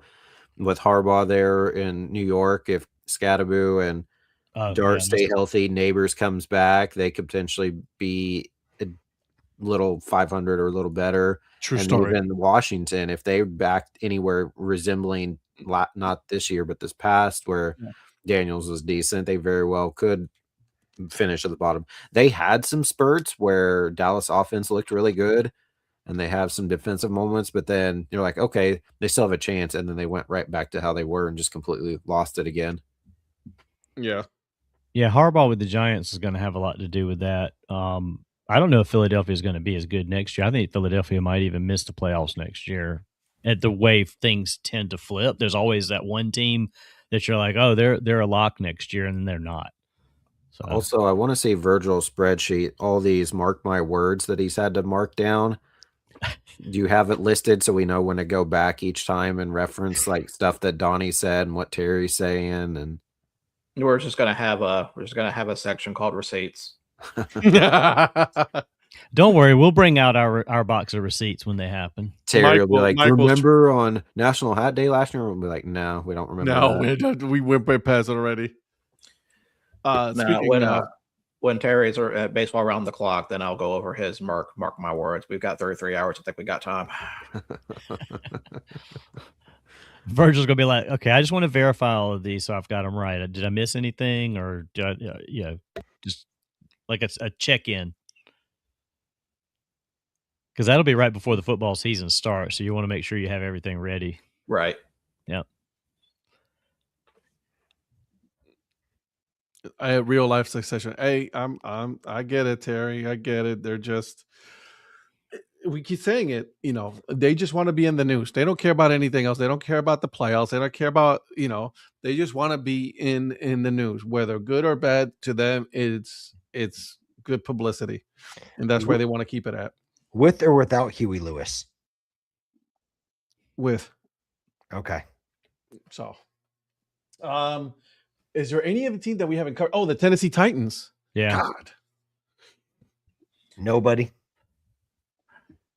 That's another bad owner. I'm sorry.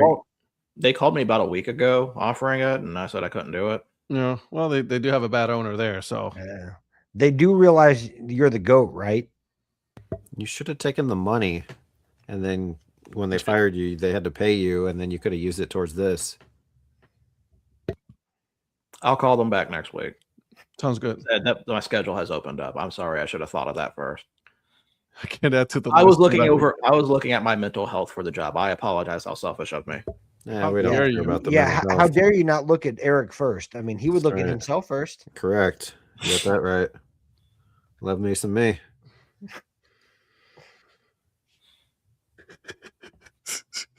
Love me some me.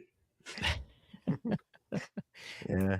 The first name that came out on Tennessee was Matt Nagy, and my first response was like, really? Why? Really? I can't find someone that's going to be a good fit for that job. See, I honestly don't think there is anybody. That one equates to me like the Raiders. Like, I don't see anybody. See, I don't see Stefanski there. I think he may have already interviewed Halfley there, but I'd rather see him in like Miami because I think he can succeed better with more talent in Miami. Mm-hmm. But it's also going to take like a certain type of personality to fit in Nashville. To me, I mean that's true. That's I mean, not every coach is going to fit in Nashville. Like I heard people talking about, John Harbaugh to Tennessee. I said, can you see John Harbaugh living in Nashville? I mean, maybe, like I just can't see it. Mike Tomlin. There's What about Raheem Morris? Yeah, I mean, he's one of the candidates on their list. That's a decent shout. I mean, didn't they schedule an interview with him almost immediately after he was let go by the Falcons? Yeah, that's a good shout. Another name I see here listed as a candidate, and this is the first place I've seen this listed as a candidate. This guy coming back to coaching after a stint in the TV world. About Jason Garrett. Oh, that's right. He's interviewing. Oh, yeah. That would be an interesting spot for Jason Garrett. I think if there's any team that fits him, it's this one. I don't see him fitting anywhere else. 100% thought. I forgot That's about a good that shout. one. That's a I good didn't think about that. I forgot about Jason Garrett being in for these jobs. I had not heard his name mentioned. I've missed that, and I was just looking at this list that ESPN has of other known candidates, and I saw his name. I'm like, wait, what? What about Mike McCarthy? Well, his name's on the same list. I wouldn't hire Mike McCarthy for anything. I don't see Mike McCarthy in Nashville. I don't see him anywhere if I'm the owner. I just don't see hiring him. Does Dabo like country music? No. Well, you sure about that? Listen, if I gave Eric crap about his head coach staying in Notre Dame, I'm gonna give you some crap about Dabo. If Dabo gives the right offer, he's not going pro. Man, Dabo is one egotistical dude. Let's be honest. That dude's so egotistical. Like, yeah. Like, I'm gonna give you a CVS receipt on this one because he is not going anywhere. Long receipt. Okay. I'll tell you, it's a long receipt. That man's got some money. He can spend some money at CVS. That man will have a long receipt. Okay, sure, yeah. But when he gets fired, he's gonna want to go somewhere. Fired. He's gonna get fired. Okay. I know we're talking about college coaches jumping in the NFL. There is somebody that's on the McVay tree that is coaching in college. I'm wondering if he's going to make a jump again or not, or if he's going to make a jump or not soon. Who? Jed Finch at Washington. Oh yeah, one of the most overrated coaches in America. Yeah. Yeah, exactly. Well, you really have a hate for some people. Listen, Jed Fish is probably like my Jonathan Gannon. I was just going to say he's your college version of Jonathan Gannon, isn't Yeah, he? and You spit it out before I could. Yeah, and then the dude that was Brandon Staley. Yeah, before that. So that's Patrick's trifecta of hell. No, I mean, Jed Fish, just the way he wants to move from job to job. I'm like, you got to prove your worth first, and I feel like a lot of these programs had success, like despite him, not because of him. Yeah. That's just me. I mean, he's not moved Washington forward since he's been there. I mean, yeah, I get it. You know, how much can you move forward when you're in the national championship game under Frank Kalen DeBoer? But you certainly didn't match it. Right. Well, you also lost players. So, I mean, it's kind of hard to. Don't defend him, Ed. Okay. Don't defend Jed Fish. It's his own fault. He made his own bed. He can lie in it. Didn't realize I was striking a nerve here. Yeah, no shit. Yeah, Jesus. No, I just found it interesting that he tried to put himself, that, you know, there were people saying he was trying to put himself out there for the Florida job. Was he really? I don't know. I don't think it was. But that just didn't seem like a very good fit. And then, you know, it's like he's lucky to have the Washington job, in my opinion. Just one person's opinion. Well, do any of you guys have any other options for Tennessee other than what we did? Because a couple of, like, Eric, did you think of anybody for that? I mean, I just said I heard Halfley. That's right. Might have already interviewed, but I think he'd be a better fit in Miami just because he has more talent there. And I just said, just like Vegas, I don't see anybody that could do anything there. Yeah. I mean, you had Vrabel and you got rid of him, and now look what you have. It's going to be years before anybody could turn that around. Yeah. I mean, Salah's name is mentioned there too, as well. Arthur Smith, that's a good one. Oh yeah. The only thing I can think of is that the only attractive thing about that job is that if you think you can do something with Cam Ward. Yeah. That's the only, and I'm not convinced of that either, Eric, but I think that's the only. What other asset do you have that really makes that an attractive job other than you think you can build something around Cam? Well, I mean, that's the immediate thing to work around. The other thing is, again, the ownership is horrible. Well, he's the only thing they've got right now. Yeah. But if you're a coach, you can't go into it saying that I can build on that. You got to go in there saying, okay, that's possibly one piece. But it depends on what your conversation with the ownership is like. As far as we're concerned, it's a horrible owner. But they're building a new stadium, so you're gonna have that. Tennessee as a destination tends to be attractive because of the tax benefits to these guys that make all this money. So that's a thing that's going to bring some people there. If you get the right coach that will attract people, then it's not just Cam Ward. It's you get. I mean, go back to Garrett. You get somebody with Jason Garrett's resume and Cam Ward, then you start getting other people wanting to come there to play for him, have the benefit of playing in Tennessee. That's more money in their pocket, and they're playing a new stadium. The fan base is fantastic there for the team. I mean, there's a lot of positives there. But yeah, Cam Ward's all they've got to offer right now. And you don't have other players coming there to play with Cam Ward. I do think if he gets somebody like a Garrett or somebody that can work with him better than what they've had, and that person is not Arthur Smith, by the way. We saw what he did in Atlanta. Arthur Smith has no business being a head coach. So I don't even think he's a great offensive coordinator, to be honest. I think I don't know why his name comes up. I don't know why anybody likes anything with him.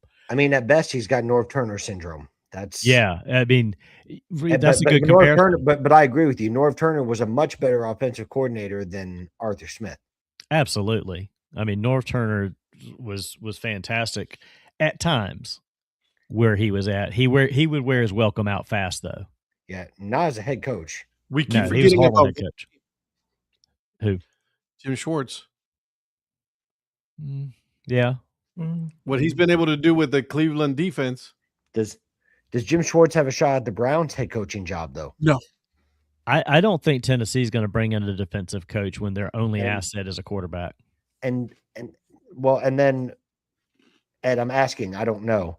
There were stories out there that the Browns are asking any potential Browns head coaching candidate that they would like to keep Jim Schwartz on as defensive coordinator. Does that impact who you can attract to Cleveland? He's well respected as a coordinator. Yeah. You know what I mean? Yeah. And so I don't think that's going to be anything that's going to be, because you're probably most likely what you want to bring in this time around is an offensive minded head coach. And then you leave the defense to Schwartz. So that makes absolutely sense. Now, can they just say, no, we want to move on. We want to do something else with a defensive coordinator? Yeah, that can't, but I don't think that's going to be something that's going to be a big issue. That's why I keep saying Mike McDaniels makes sense in Cleveland, because he's an offensive, head coach. Then you leave the defense to Schwartz, and I think that's going to be a good combination there. E-Man. Yeah, I don't know a whole lot about, because he's who you guys have? Garrett.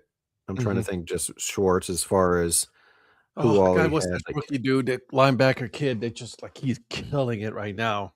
They do have some good pieces, right? They with the defense. That defensive line is actually really good. But they need more, obviously. Yeah, I don't know, these a lot of these jobs are just super tough, and I'm like, oh God, yeah, that's why they're listen.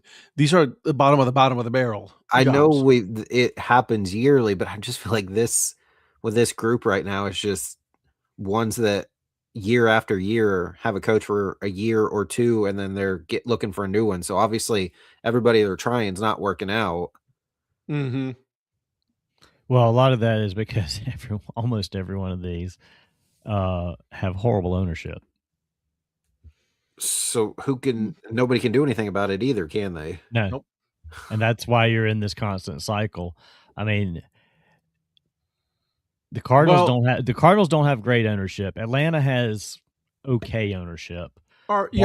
And you got to take Baltimore, Pittsburgh out of this. That's not the problem there, because those just happen. Baltimore, Cleveland's got bad ownership. Vegas has bad ownership. Dolphins, Giants, they've already dealt with theirs. Tennessee's bad ownership. The problem with Cleveland is that he's been trying to get him. He's out. He's been out. He's not making any football decision. Andrew Berry's making the decisions there. The problem is that he's been trying to make up for the stupid mistakes that he made, especially with the Deshaun Watson thing. Yeah. You know what I mean? That people are still going to call him a bad owner, which you got to own it. You got to live with that. You know what I mean? So, well, even if you pick somebody else to make the decisions, if that person you pick makes bad decisions, then you've just made a bad decision. Yeah. So you've got to have somebody there that if you're going to step away, that's going to make decisions to make it better for you. No, you're right. That's why Cleveland, we are where we're at, because our own. But you're right. Until they get out of the Deshaun Watson deal, and kind of, it's like, I mean, that's like a tree in the river that's just blocking them. Stop it. So once they get past that, yeah, there might be some sunshine ahead. But Ed, he was talking to Donnie about the Panthers with that remark, not the Browns. Oh, okay. Just make sure there's no confusion there. Yes, then yes, send him to Charlotte. I'll take him in Charlotte. Of course you, because he's a Clemson guy.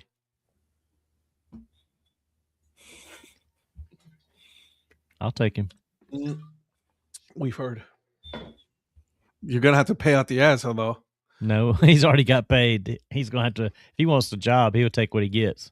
No, You're gonna have to you're gonna have to take over that contract. Well, they're gonna wait till that contract's out before he goes to Carolina. I can tell you that. They're gonna trade him. I bet you. I Tepper's guarantee not you gonna they'll pick trade that him. up. Ugh. Or maybe he goes to the Raiders, and then Raiders have Dabo as the head coach, and then they can be reunited. Raiders got their quarterback coming in. They don't have to worry about that. It is not going to be Deshaun Watson. Don't underestimate the Raiders doing stupid stuff. Agreed. Cleveland does stupid stuff. Depends on how much power they've actually Raiders given Tom Brady. Stupider things. Okay, not to get sidetracked here, sideways on this Deshaun thing, but who would they legitimately be able to think trade him to?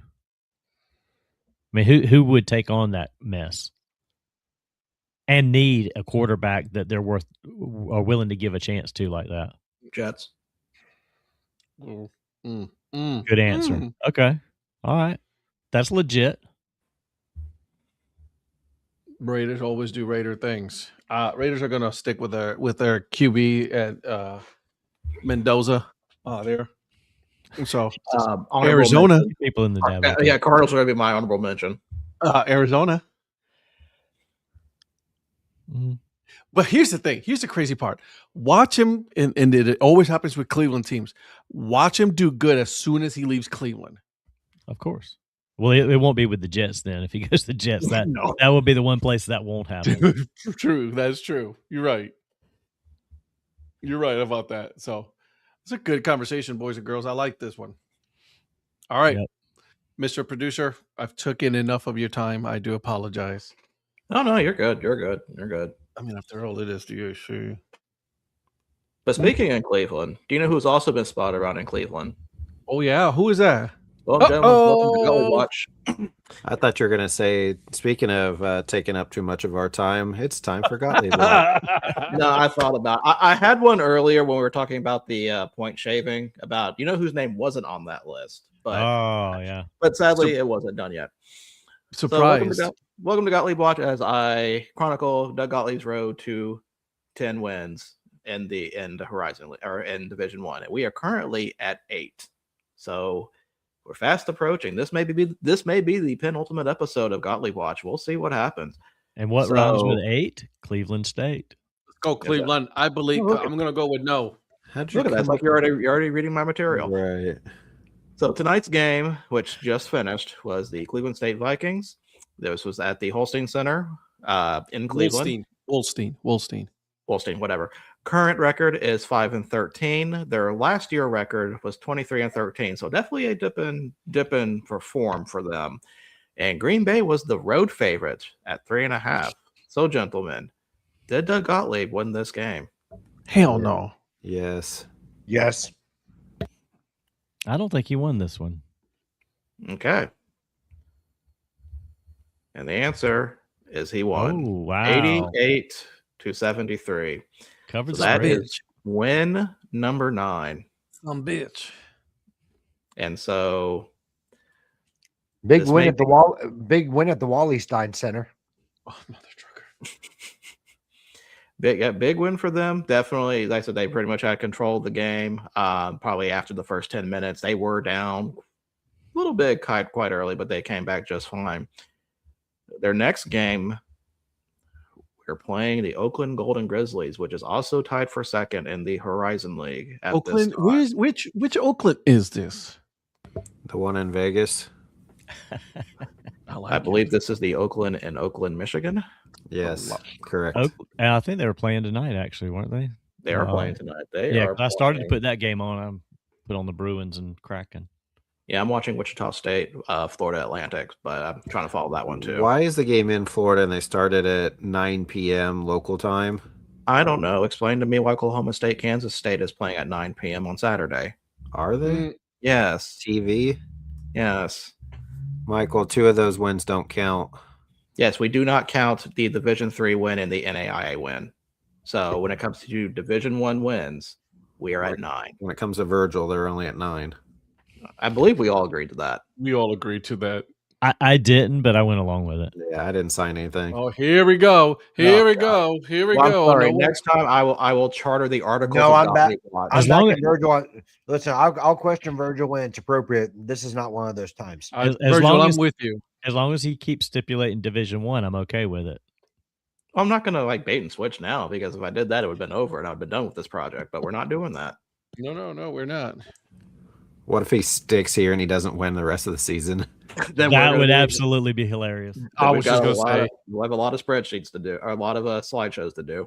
That That'll would be be a pretty hilarious. drastic fall too. Oh, and in case if anybody is wondering, yes, I am taking full credit for his performance recently. Good. Good job. And I'm assuming you're drinking out of your Wichita State mug. That's why they're getting beat. Well, I made a Florida Atlantic Owls mug, and it is not working right now. Oh, his powers have shifted. It worked. It worked for the North Texas game this weekend, but it's not working for the Florida Atlantic game right Yeah, now. they but I look can get good it. in that game.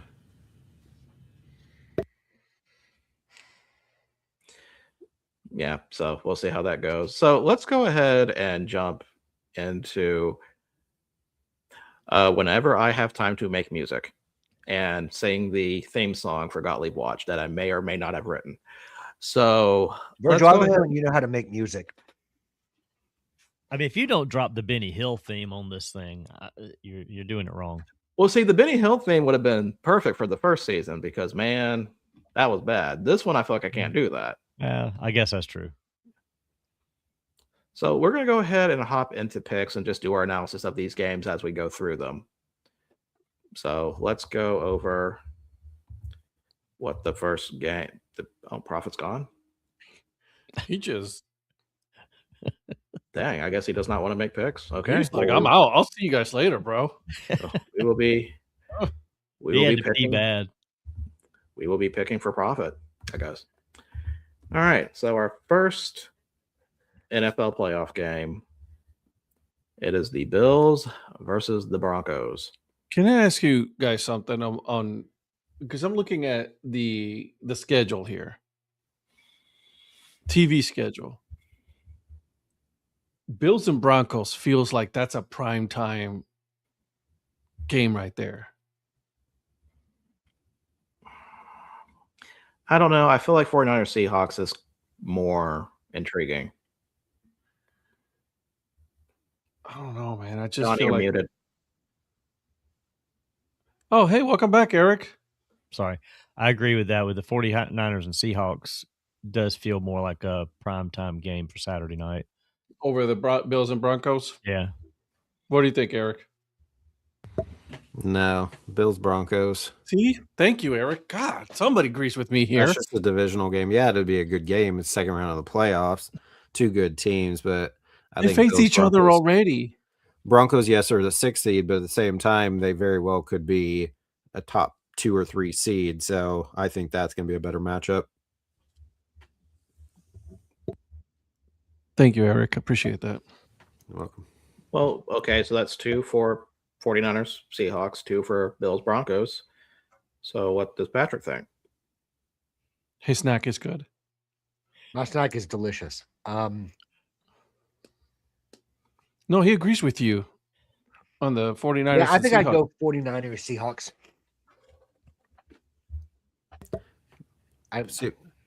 We've seen that already multiple times. Bills Broncos are That's a newer one, Huge. right? I mean, Yeah. you want to you're chronologically the Now, I'm surprised that the NFL is not putting Josh Allen in primetime. that's what I'm saying. Like you want to see Josh Allen. Like, is he gonna fail? Well, unless he's already scripted to fail, and they just want to bury it at 4:30. Jesus. If Josh Allen is if they're scripting Josh Allen to be done, it's not going to be to a bunch of frauds from Denver. No, we know where he's picking. I was gonna say, are we at the pick yet? Oh, yeah, let's go ahead and put your picks in. I'm picking the Bills. Like I said, I'm not doing the like. This is not a bit. Like I'm serious. I still think the Broncos are frauds. I said earlier, if they were going to be number 1 seed, they were going to be knocked out in their first game, and I'm sticking to that. I don't disagree with you. I have zero disagreement there, man. I completely agree with you. I don't believe in the Broncos as much as other people do. I don't at all. And beyond teams, I'm a big believer in the teams that play in the first round and don't have a bye. Joe, 41 and sunny in Denver, and it'll be 48 in Seattle.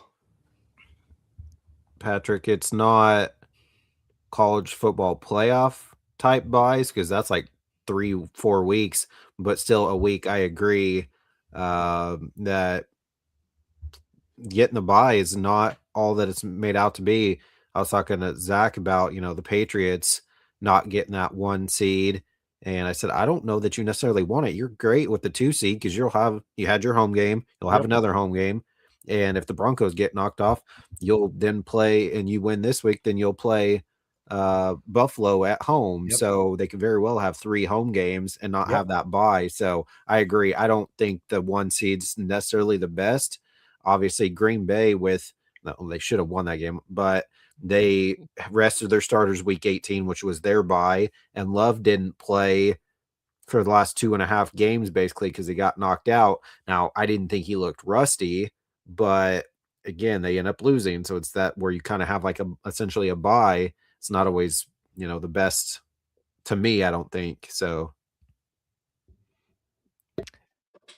Yeah. And I mean, the Rams talking about the time slots, the Rams Bears seems more like an afternoon game. If they could have flipped that and had the Broncos Bills on Sunday night, or either had the 49ers Seahawks Sunday night and Broncos Bills Saturday night, I think that could have been a little bit better thing there. Cause I don't think the Rams Bears feels like a Sunday night game.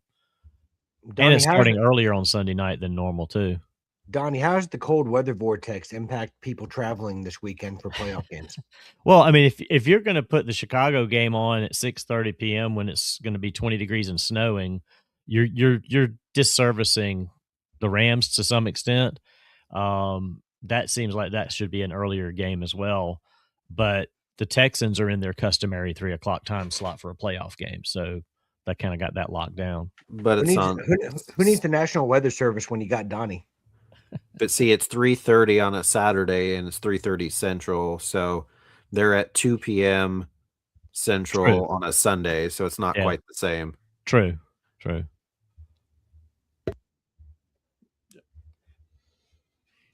All right, so what do we think about this Bills and Broncos? Yeah, so hold on. Before I do that, I forgot I didn't even do the spread yet because you talked about the primetime games on that. So Denver is a 1.5 point favorite. Over under is 45.5, and Denver is 50.7% in the predictor.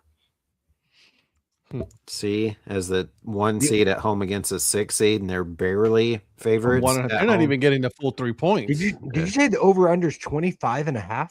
45. Oh, okay. I was gonna say 25. Patrick's like, give me that one. Yeah, exactly. Give me the over on that. Stop chewing and listen. Your ears. Both teams would hit the over. The snack is so good. Both teams will hit the over by themselves on that one if it was 25. Yeah, you're gonna feel bad when it's like 24. It seems like Vegas is agreeing with Virgil. 17-7. I'm gonna go Bills on this one. Ah, crap. Yep. Thanks for nothing. There it is. There goes that. Well, congratulations, Denver. Yeah, congratulations on your win, you frauds. Donnie just jinxed you guys. Sorry, Bills. So Denver for everybody else.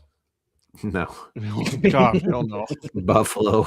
Yeah, Buffalo for me.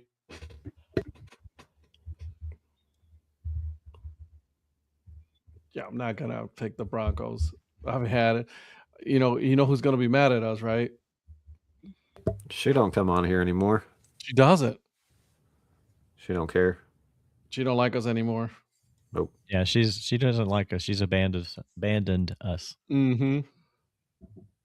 Because of me, I mean, I understand. Probably. I was just looking because she said Vegas has buy one, get one free. So I was looking to see. Man, they have a ton of hats. They do. They're not Lehigh Valley type, but their hat wall in person is glorious. I still hate that they haven't brought back the green and gold dad hat though. You know how good that. Oh, I do know. You don't. Thanks, asshole. Patrick, did you make your pick yet? No. No. Give me the Bills. Clean sweep. Okay, now definitely the Frauds are going to win. Yeah. Oh dear. You're welcome, Val. when we everybody picked it, you know what happened. So You're welcome. I don't know. Val. We all I mean, I'm not going off of that. I'm going based off of the principle that Eric and I were talking about. I mean, by the way, who won the picks? I forgot to ask you. I totally forgot on Tuesday. I blanked out, so I don't remember. Are you serious? I'm dead serious. We did a wheel because you and me tied. I know. Wow. I know who won. And I'm the old guy. I'm the I know one who with the won. I memory wanted to problem? hear my name again, Donnie. Shut up. Just for that, I am deducting 2 points off of this. what I say, the house always wins. I know who won. So that's a clean sweep for Buffalo. So we'll see what happens there. Next game, 49ers versus Seahawks. Seahawks are a 7-point favorite, over under 44.5. Seattle at 59.2%. Eric, how do you feel about the Santa spruce? I looked at that honestly. The red one or the both of them. Yeah, both of them. I looked at that first one, the red one, and they don't have my size. Oh. Or no, do they? What's your size? 7.5. They have it. Which one are you talking about? The spruce, Santa the spruce. mascot. They have two. You should look at it. You collect a lot of. Yeah, you got Christmas, so you should have that. You should Christmas definitely take a look at that one, Donnie. Buy one, get one. I don't think that San Francisco is going to play as bad as they did a couple weeks ago. Yeah, I'm not sure what that was and why they only scored 3 points. I think their offense is better than that, and so I would assume that Shanahan will have something figured out. And again, same thing like Denver. I think Seattle having a week off may not be. I hate buys. Yeah. So I don't know if you're asking for analysis or picks yet, but you can do analysis. You can do both if you want to get your pick in if you're sure about it. Yeah, go ahead. I still don't understand that. They've been playing pretty well down the stretch, and then that 3-point loss or the 3 points in that loss just confused me. But give me San Francisco. Well, I think that the issue is that the 49ers, I think they're thinking that their injuries are going to catch up to them. All the 49ers injuries, especially with Kittle out now for the rest of the playoffs. But Tonjes is good. No, and I'm not. I agree. Joe's correct. And he'll play, but they added Darnold because I think a back maybe. Yeah. So he's on the injury report. So he'll probably play. I don't see him sitting out, but it could affect him maybe. And maybe if he gets hit once or twice or tries to run with the ball, I don't know. Yeah. So I think San Francisco sees that they're close to getting to play at home for the Super Bowl. So yeah, go give me San Francisco on that one. We're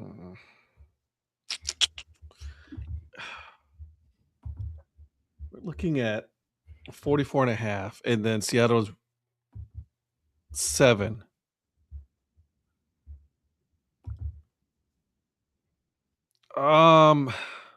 He says it looks like he's cleared to play, even though with the oblique issue.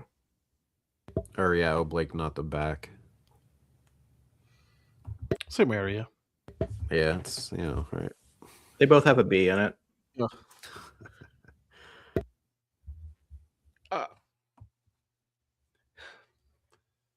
The Seahawks are actually a really good team, though. Like I get it. Like they've been pretty good.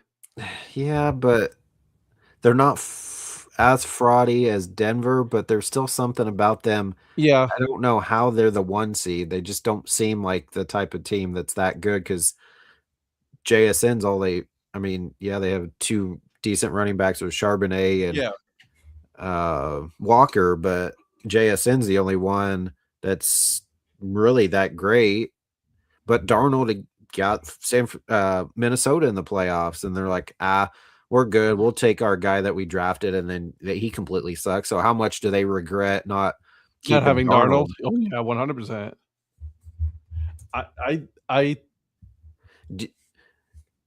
Does that potentially, depending on how next year plays out, cost Kevin O'Connell his job?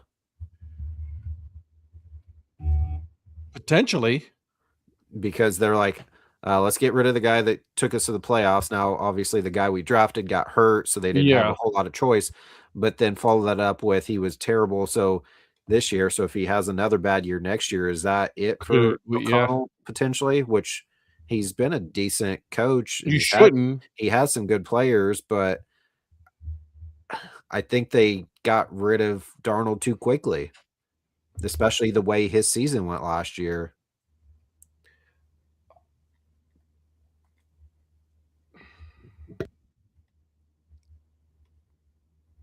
He does have 25 touchdowns and 14 interceptions. That's a lot. 4,048 yards. If you were Darnold and you basically decided to stay there and they made you an offer to keep you there, and then you got stuck behind JJ. Numbnuts, yeah. I mean, I know he got hurt and you would have got a chance to play, but you wouldn't have had a consistency to your season to look like you've looked this year with this team. I don't know, like beyond this season, like if McCarthy had actually played well and not got hurt, it's almost like he's hurting his case and he's basically wasting a year before anybody gives him another chance. I don't know if I'd wanted to stay there and just be a backup. Mm-hmm. No, but you've had these guys like Rodgers and Love that have sat behind their guys for 3 or 4 years. So you had success with Darnold, so bring him back, let him play again. And if he gets hurt, then you see what JJ has. But they tried to put him out there too quickly, and he's shown that he's not good. Right. I think they rushed this kid too fast. They should have kept them, as a backup, at least one more year. And I agree with you, Eric. I think they should have kept Darnold as the starter and then the kid as a backup and just learn. There's nothing. See, that's the problem with the NFL. Just learn. Stay as a backup and just learn the NFL game is totally different than college. A lot faster. Some don't have choices. Like they didn't have anybody, so they had to start Cam Ward, and you can see how well that went over. Yeah. Because this is not the same game as the college. So look at Cleveland. But Shadur was better of the two, and he sat first. And I think Dylan Gabriel suffered because of it. Yeah. So I don't know. I think it would be that's the Saturday night game. Is that right, Virgil? Yeah, that's the Saturday night game. 7 our time. 7:15. 7 the correct time. Yes. Okay. I'm gonna go with Seahawks. Yeah, I don't there's no wrong pick on this one. Yeah. Well, I mean, there is, because one team is eventually gonna have to lose. It's soccer. We're gonna go to a shootout. Yeah. Call it a tie. Oh man, think about that. For instead of having penalty kicks that's decided by a field goal duel, that's like Eric's version of hell. Mm-hmm. Yep. Sure is. Hey, I actually think that shootouts in hockey and soccer are fun. Field goal kicking in football sucks. What the fuck is going on?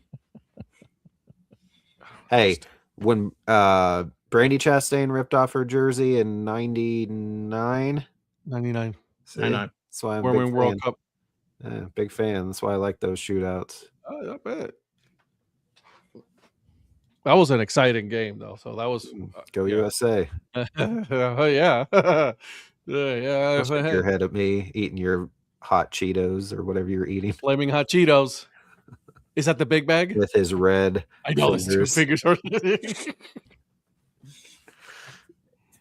Patrick, who do you have? Well, just to respond to Eric's comment, maybe the Pioneer League will start doing football in addition to baseball, and they can have a kicking competition to win it all. Anyways, I digress.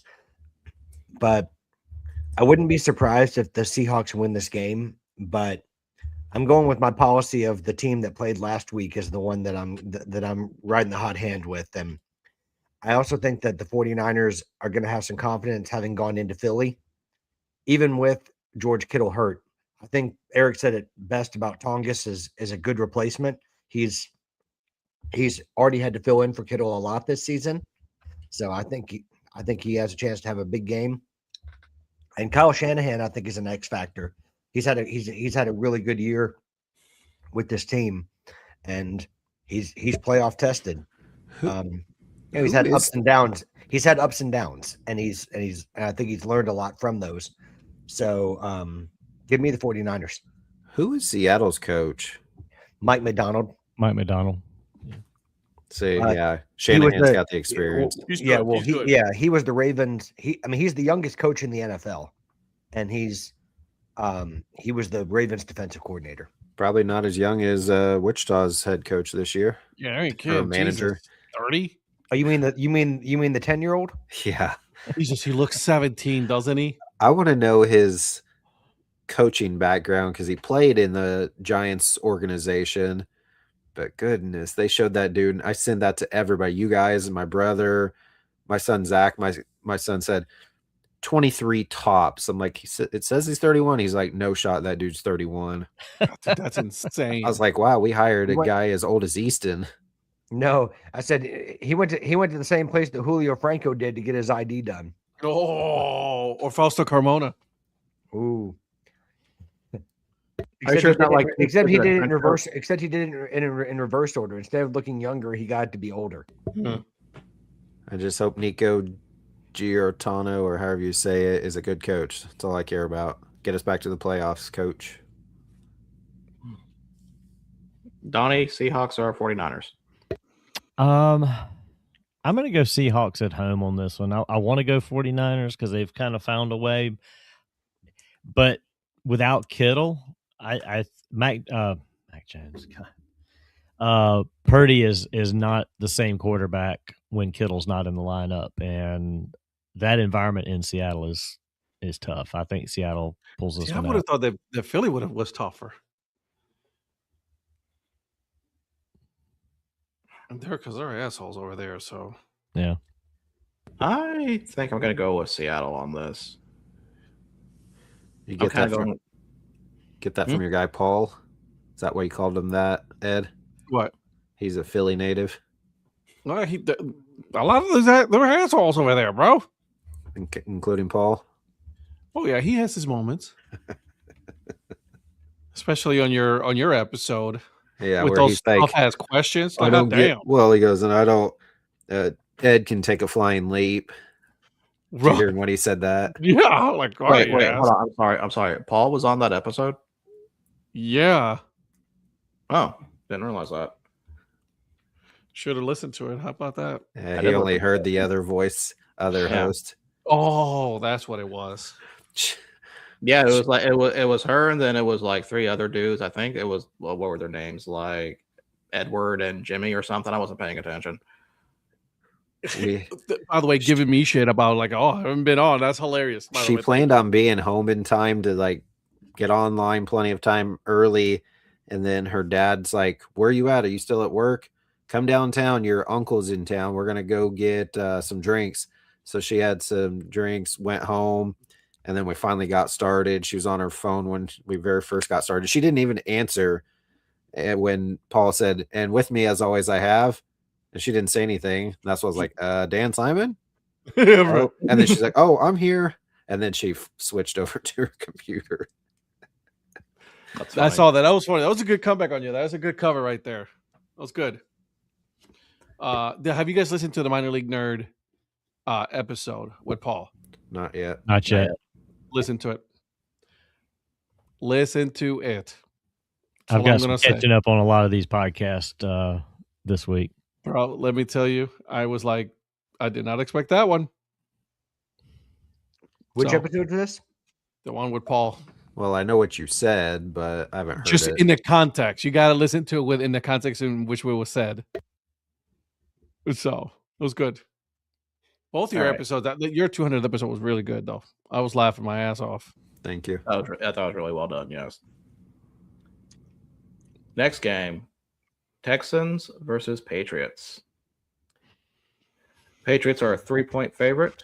Over under 40.5. New England at 51.7%. So they did give them the home 3. The home 3, yeah.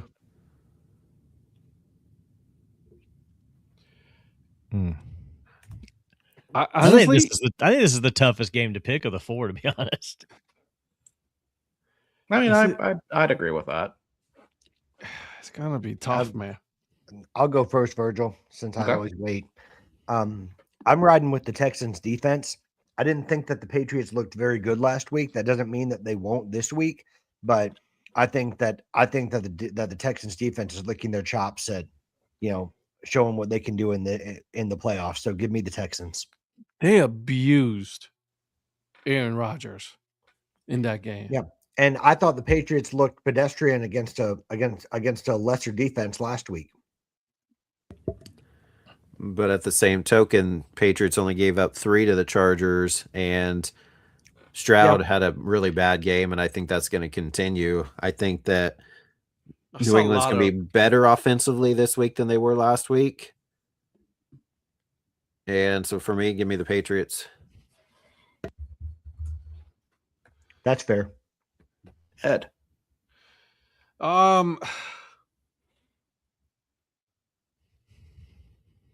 Yeah, I'm gonna go with the Patriots, man. I don't know what it is about them. It just and Eric, you were right. Too many mistakes by Stroud in that game against Pittsburgh. Obviously, we know that Pittsburgh offense was not good. Their defense was good, but man, it's just like you making way too many mistakes, man. Yeah, I don't think their defense, the offense for New England will be as bad this week as they were last week. So, and being at home. Mm-hmm. So I mean, it wouldn't shock me one bit if it's tough. Texans win that game, but because they've been playing extremely well lately. But weren't we talking about this the other day? Didn't they give up 30 to the Colts and to who was the Rams or whoever? I think it was 29 to the Jaguars. Or Jaguars, yeah. So their defense is susceptible. So I think it should be a good game. I'm if anything, if the Texans wins, I'll be happy for Nick Chubb. Just so because he did play last week against Pittsburgh. So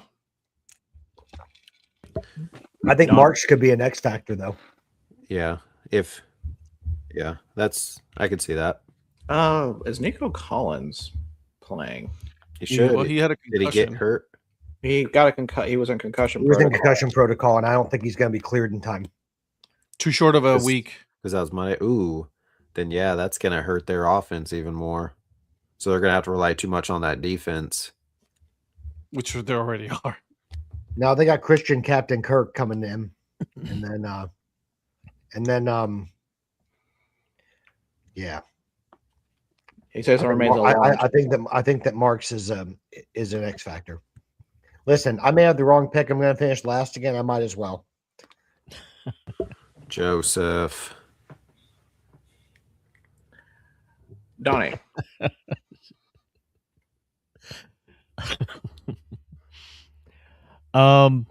Touche. Wow. Like I said, this is a really tough one because the Texans defense is good. I think they don't ask a whole lot of their offense. But with Patriots, I think Vrabel's he's gonna dissect that defense and find some ways for them. And Drake May is a better quarterback than Aaron Rodgers. So I'm gonna take the Patriots. You just hate him because he's from Ohio State. I think even with Nico out, I'm going to go with Houston. That's right. Davis Webb is going to go off. Because, I mean, we talked about Kirk. They also have Hutchinson, and Higgins has actually had a pretty good rookie year. So I think I'm going to go with the Texans on this. Well, you said Nico, but weren't we talking about the other day Stroud being hurt and maybe not being able to play, so they'd have to go with Davis Mills? Honestly, they go with Mills. Mills had a good run for the 3 games he had to sit, so I think that's. I know, but does that mean they're both hurt? I did not know Stroud was hurt. Because that's what we were talking about the other day. But it may just be Collins. Yeah. That or they're both hurt, maybe. I don't know. Yeah, all I'm seeing with CJ Stroud is him addressing the possible absence of Nico Collins. Oh, okay. That's going to be interesting. So, yeah, I'm going to go with Houston on that. And our last NFL game, Rams versus Bears. Rams are a 3.5-point favorite, over under 48.5. And Rams are 61.8%. The only bad thing about this is that Stafford sucks in cold weather. He can't win. Honestly, they didn't play really that good against the Panthers. The Panthers defense actually, they had them. It's just their offense, but that's a different story. And the Bears just, man, I can't believe I'm going to say this, but I'm actually going to go with the Bears.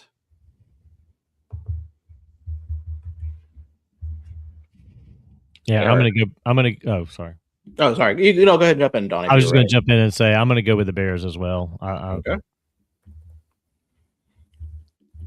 I think at home they're going to do better. Mm-hmm. Yeah, Bears still suck. Go Rams. Okay, cool. Okay, Patrick. I know the Bears have been playing it dangerously all season. Like they've shown up for one quarter in a lot of games. But what they haven't come up against is Virgil the Goat Brooks and his famous Los Angeles Valiant Virgils. So I've done a lot of stats on this, and yes, Virgil is indeed the GOAT. Is Stafford going to play? So his X-ray came back negative on his fans, Yeah. so I'm assuming he is playing. Well, you're going to give him a good pep talk, Virgil. And the Valiant Virgils are going to go into Chicago, and they're going to be outstanding. So I'm going to put in a pick for the Los Angeles Valiant Virgils. All right. That pick took as long as that snack he's eating. That's okay. I can't man. tell if That's Ed was okay. snoring or hawking up a loogie. I can't tell the difference. Probably both. He sounds like that guy off of Planes, Trains, and Automobiles. Train don't go to Wichita unless you're a hog or a cattle. Oh, boring. No, it's okay. It's okay. So people are going to be looking at this as Rams offense versus Chicago's offense, sure. But to me, I think Rams defense is probably going to have a good game here. I think the defense is definitely one of the better ones in the league, and no one's really talked about them as much. Yeah, because they really, really showed up against the Panthers. The Bears have a terrible defense. Right. So I'm saying is I think they usually will. They're going to rush probably a lot more than they usually do. So I think they're going to give trouble for Williams for sure. And Ed, you can talk about the Carolina game all you want. I already talked about why that game was an anomaly. Oh, sorry, I apologize. It was an anomaly. So yeah, let's go with the Rams. He wants that sex, money, murder. How dare. I'm sorry. Is there a problem here? No, none. What? I didn't think so. So the last game Virgil, he just wants to be the GOAT. Don't worry about it. The last game we have on Monday is the college football playoff final. Mm-hmm. We have Indiana, the team we all expected at the beginning of the season, versus Miami. Indiana is an 8.5-point favorite. Over under 47.5. Indiana at 68.3%.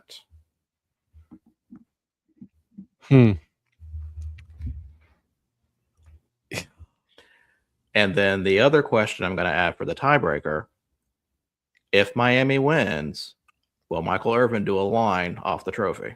At least one. You're going to do 5 of them suckers. I tell you this, he'll be on First Take the next morning. The dude will be like, "Hello." He's gonna paint the town. That's a home game for them, right? For Miami. This is a home game for Miami, technically, yes. And from what I understand is Miami had already an advantage with tickets because they started buying earlier. And so... Donnie, how many did you buy? I'm going with Indiana. I didn't buy any tickets because I was actually supposed to work a job that was scheduled for Monday night, and I just sat back and waited to see how long it took them to realize that was the night of the championship game. It took them a week. They figured it out. They figured it out on Friday last week. They sent an email. Actually, I'll tell you about it. They sent it was on Monday, this past Monday. They sent an email and said that it's been moved out a week. Did you tell them? Did you charge them a national championship rate? I would have if I'd had to go up there and miss watching the game. Yeah, actually, This was my plan. I hadn't even told Ed this. My plan was to go to Ed's house and sit there and watch the game with him because the job's in Fayetteville. Oh, dude, I would have just left his house whenever the game was over and gone and done the job. Learn from FIFA. I would have been right here. Yeah, learn from FIFA. It's called Donnie's dynamic pricing. That's right. Dude, we would have last. So you were going to do the Monday show from his house? I would have. That would have been pretty funny. Yeah, it would have been hilarious. I would have set up on the living room, on either side of the house. Not on that couch. You'd been asleep like halfway through it, bro. I'd be knocked the hell out. Oh, dude, I wouldn't have been able to sit on the couch if I knew I was going to have to get up and go work later. Where's Virgil, Donnie? You know where he done it from? Forgot this is Donnie we're talking about. He would have done it from Ed's private pool. It's too cold right now. By the way, speaking of Monday's show, there's a certain comparison that's being made about Indiana's run to the championship that I want to discuss on Monday, if it's a true comparison or not. So we'll save that for later. Okay. All right. Eric. Indiana. Big Ten. Quick and to the point, like that. Patrick. Like that, Signetti. Indiana. Okay. Donnie, are you going to be ACC apologist again, or what are you going to do? Yep. He hates the Big Ten that much. I'm going to go for the flyer and give me the Canes. Carolina Hurricanes don't play football, bro. Give me Indiana. Even though you can say it's Miami at Miami, they beat Oregon at Oregon earlier in the season. That's probably going to be their hardest road game. So give me Indiana. Hashtag. All right. I like it.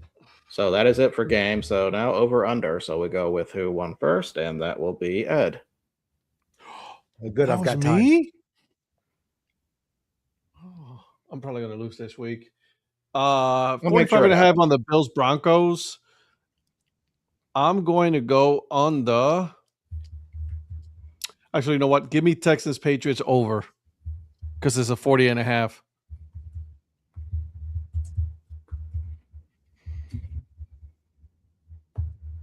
$20-17. I'm going to call that one now. Give me Bears and Rams over.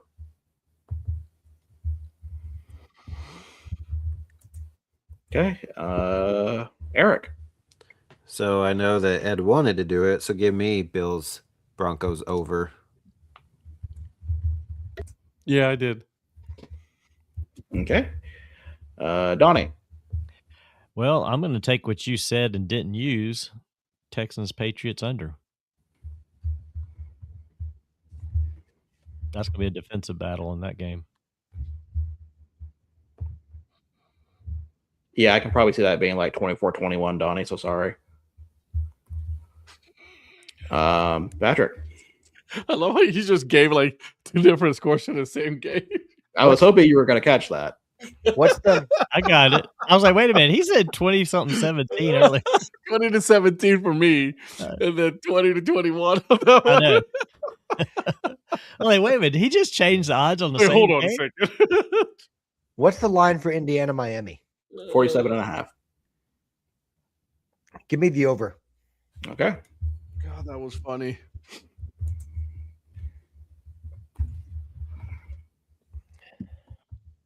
Okay. Picks are locked. Congratulations on your win, Virgil. So I want to go this far. Like I said, we're down to I said there's only 5 games, so there's going to be a good chance there's probably going to be a tie. So we have to think of a tiebreaker. All right, so that's all I've got. They did announce College Football Hall of Fame class. There are a few notable names in there with like Marvin Harrison, Jordan Lynch, Ndamukong Suh, and for 2 coaches, there's Gary Patterson from TCU and Chris Peterson from Boise State and Washington. And Ndamukong Suh. Wow, I've heard that that was pretty cool to see. One coach that I'm actually very happy to see getting in there, although he has passed away since, Ken Sparks was at Carson Newman University 1980 through 2016. Definitely the best coach they've had. I remember seeing Carson Newman before, probably in a few, not championship games, but definitely some playoffs they made when they were relevant back then. So it's nice to see a coach at that level make it to Hall of Fame. So we have a choice. We can go ahead and end the show, or we can do another round. Let's do another round, baby. Hey, before we do that, I wanted to present something to you guys about the Super Bowl odds for the exact teams that I heard yesterday. Sure. Just curious y'all's take on the betting line. These are the top 4 best odds for who the matchup's going to be in the Super Bowl.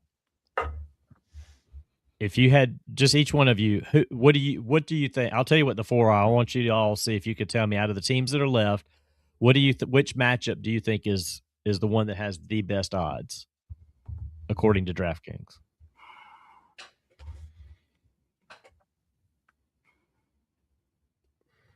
I'm going to say Rams Bills.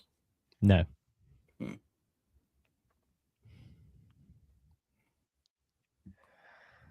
It's not even in the top. That one's not even in the top 4. Well, that's why I don't bet on games. Bills Patriots. For a Super Bowl? Not in the top 4. Oh, that's Bills Patriots are in the AFC. Like Super Bowl, Dad. You got to pick an NFC team. I'm like, wait a minute. I know. I know this. Seattle, Houston.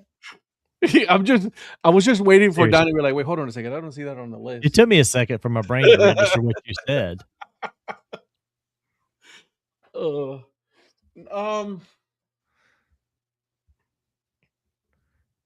Yeah, Donnie, did you guys already say Seattle, Houston? That's not up there. Okay.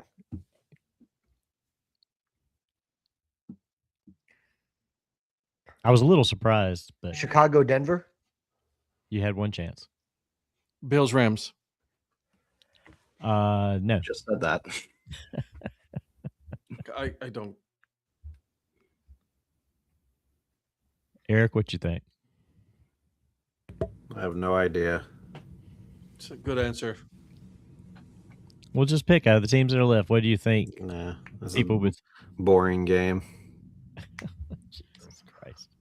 Thanks for playing, Eric. Nobody cares about the odds of the Super Bowl. Yeah, he wants to know obscure quarterbacks that were drafted. Exactly. What was the All right, so the matchup that has the best odds right now is Seattle, New England. And then there's 3 others that are plus 1,200. Rams, Patriots, Seattle Broncos, and Seattle Bills. So Seattle has 3 of the top 4 odds to make the Super Bowl versus either the Patriots, Broncos, or Bills. And the Rams are the only other odd there at the top. I heard that yesterday, and I was like, that just doesn't make sense to me. Don't worry, Brock Purdy will fix that. Again, I was just curious what y'all's take was on that, what you guys would have thought, because Obviously, Eric. I would not didn't have care picked. I would not have picked Seattle, New England Wow. out of the teams left. If I just looked at the teams, that's not what I would have picked as what the best odds are. I tried to participate, but I got told off. So Yeah, because you only had one choice. no, that's just rich people talking down to folks. Yes, Anyway, go ahead, Virgil. obviously. Okay, so we are going to do quarterbacks drafted in 2011. All right, you guys ready? Bring Yep. it. First pick, or the first quarterback drafted, picked number 1 overall, drafted by the Panthers, went to Auburn. Cam Newton. Cam Newton. Correct. Second pick, first round, 8th pick of the draft, drafted by the Titans, went to Washington. Ooh. By the Titans? Oh, that By the was Titans.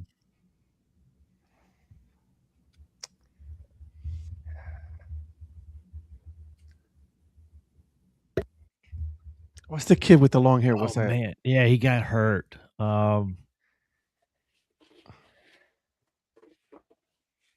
I can't pull the name. What year was this? 2011.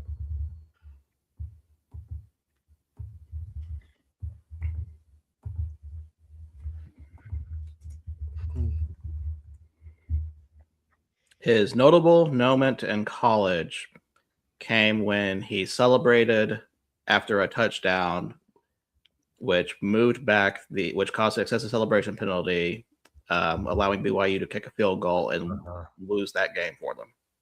Yikes. Oh, He didn't last long. I think that's why they brought Didn't Ryan last Fitzgerald in from the Miami Dolphins to replace Right. him. Oh my God, what is his name?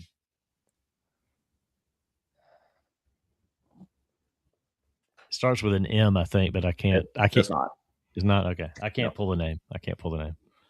Okay. Eric, on. you want to take a guess? No, he doesn't want to participate. Jake Locker. that's what it was. Yeah. I almost said Jake Martinez. Who? Nobody. Didn't make sense. Next, You should have thrown the quarterback. Jake out and been like, Yeah. Yeah, but see that I should if it said first name started with J, that may have helped. Next player, first round, 10th pick, drafted by the Jaguars, went to Missouri. Minshew. Jeez. No, Chase Daniel. not Chase Daniel, No, he was older than that. but it was the quarterback after Chase Daniel. Yeah. Oh, for Christ's sake. Jaguars in Missouri. Yes. Jaguars who went to Missouri. Let me pull up his. I'm going to pull up career for him because I think he actually did. Let me see where he's at. He played for Jacksonville for 2 years, went to 49ers for 2 years. His last notable team, or last team, was with Kansas City in 2023. Oh God, that was Matt Castle. No. No. Brock Heward. No. I almost said that, but it's like, no, that's not it. It's something similar to that, though. The first letter, the letter of his first name does start with B. Yeah. Oh, Blake Bortles. No, good guess, though. not really. It's not at all. It's not at all. Damn, I don't know. I can picture him too, but I can't pull the name. I think Blake Bortles was like a top 5 pick Oh or my something God. like that. Blaine Virgil. Gabbert. Gabbert. Blaine Gabbert. Yeah. Virgil, you're an ass. I know. No, not Next. really. It wasn't. It wasn't a good guess at all. What are you talking about? No, it wasn't. That guess sucked. I may be an ass, but I'm very charming doing it. Next quarterback, drafted first round, pick number 12, drafted by the Vikings, went to Florida State. Oh, that Christian was Ponder? Chris Ponder. Christian Ponder, yes. So that's it for the first round quarterback. Second round, drafted third pick of the second round, drafted by the Bengals, went to TCU. That was Dalton, wasn't it? That was Dalton, correct. Yeah. Fourth pick in the second round, drafted by the 49ers, went to Nevada. Colin Kaepernick. Colin Kaepernick. Very good. Yikes. Good Look at call. you on that one. Good call. Eric on the board. Okay, next, and we're in the third round. Drafted in the third round, 10th pick, drafted by the Patriots, went to Arkansas. Ryan Mallett. Very good. Ryan Mallett. Yeah, good call. All of a sudden, I originally just woke wanted. up? What the hell?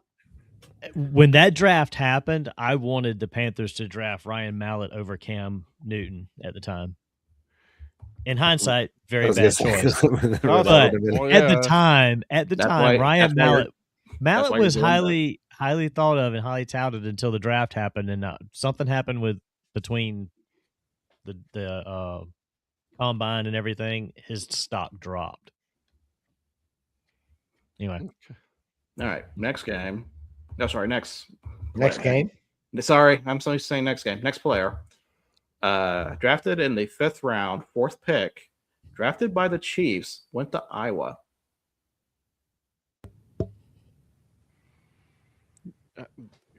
Eric, if you don't know, I'm sure as shit not gonna know. How good do you guys know your Iowa quarterbacks from early 2010s? Where's Lynn? Exactly. Brody Croyle. No, he went to Alabama. I have no idea on this one. Brock Heward. See what he's doing. Gonna bring us keep bringing Brock Heward. Brock Heward's never gonna happen on this one. Damon Heward. No. Oh, nice pivot. He finished his career in Calgary, 2017, 2018. No one's gonna get that. So Kelly Holcomb. No, that in 2011. Kelly Holcomb was early 2000s, bro. Bruce Gradkowski. Sean Kaiser. I think his name came up before. No, Ricky Stanzi. It was Notre Dame. It was a Notre Dame.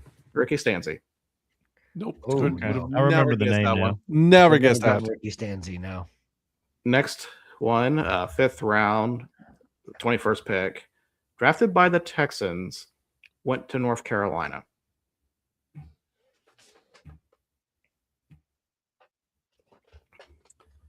I will say he is currently the passing game coordinator and wide receivers coach for the Atlanta Falcons. Ooh. And he also went to high school in Marietta, Georgia. It's going to make me look bad because I don't know it, right? If Patrick doesn't get this one, then I know I won't. To use Ed's terminology from a minute ago. Brock Osweiler. No. Mike Glennon. Oh, I was not expecting to hear, but no. You what? That was a name I was not expecting to hear, but no. Listen, I can pull out some random quarterbacks. It won't be right, but I can pull out some random ones. He played not far from North Carolina, but that wasn't him. Where did Glennon go to college? Virginia. Okay. TJ Yates. TJ Yates. Okay. Oh, okay. Okay. Yep. Still wouldn't have gotten it right. I wouldn't have got it right, but I remember the name now. No TJ Okay. Yates. So no one's going to get this next one right. If someone does, I'll be very shocked. 5th round, 29th pick, drafted by the Bears, went to Idaho. Sage Rosenfels. I'm sorry, my brain shut down when you said that. That caught me off guard. Very good. Seriously?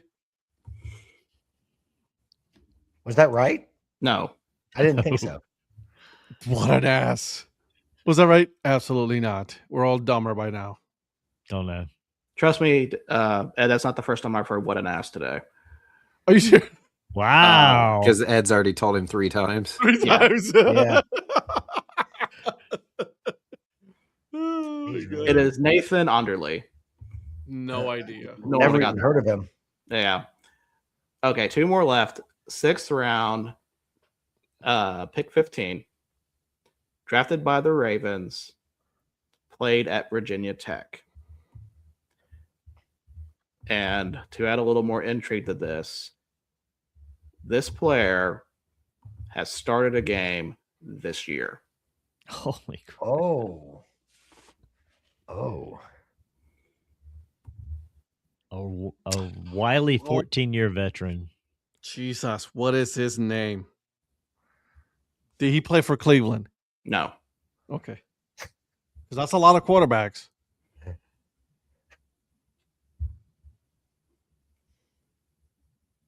Holy smokes.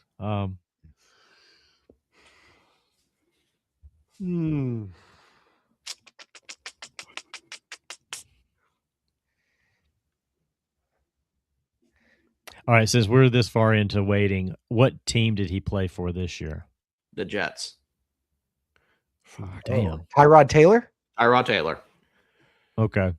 Damn. Damn. I didn't realize he went to Virginia Tech. I did not know that either. I thought he was. I would have never guessed that. I thought he was somewhere. Right more. when and as I was saying it, Terry came in and said Tyrod Taylor. So good for Terry. Good on Terry for that one. Good job, Terry. And just so you know, Tyrod Taylor did play for the Cleveland Browns.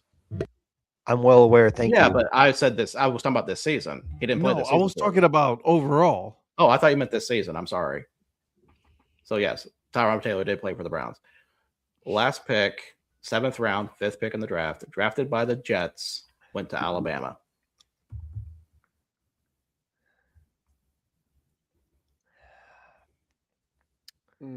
Greg McElroy. Very good. I was just about to say. Was it? It's Greg McElroy, yeah. Oh my gosh. I was going to say that too. And I Cincy? was like, I said that the other night and it wasn't. I thought that can't be. I I'm not gonna do forgot it again. about him, but wasn't he? He was What with does he Cincy. call? Hmm? Does he call college still? Yeah. He calls works college. for ESPN. Was he on one of the playoff Yes. games? Yes. Yes. That's why I forgot about him until one of the recent playoff games he was on, and I was like, wait a minute. I think, didn't he do the Miami Alabama game? I think so. But you know, They think didn't he play might- each other. I you mean always Alabama, thought Indiana? that he's with Cincy. That's Indiana, what Alabama? my problem. I mean, Miami, Ohio State. It went to Ohio State. I mean, yeah. Miami, It was the Miami game before this one. who'd they play? Miami, Georgia? Miami, Georgia. No. Yeah. No, They didn't play. Ole Miss, Georgia played. it would have been Miami, Ohio State. Miami, Ohio State. Okay. I thought he did the Miami, Ohio State game. I never thought it was the Jets. I thought it was Cincy because I remember him playing for Cincy. I thought that was AJ McCarron. AJ McCarron was also a late round draft pick, but not the right year. I know. I said, but well, no. I'm saying when Ed's talking about the Bengals, I thought AJ McCarron was the Bengals. He was. He did. Yeah. AJ McCarron was the Bengals. Did McElroy play for him too?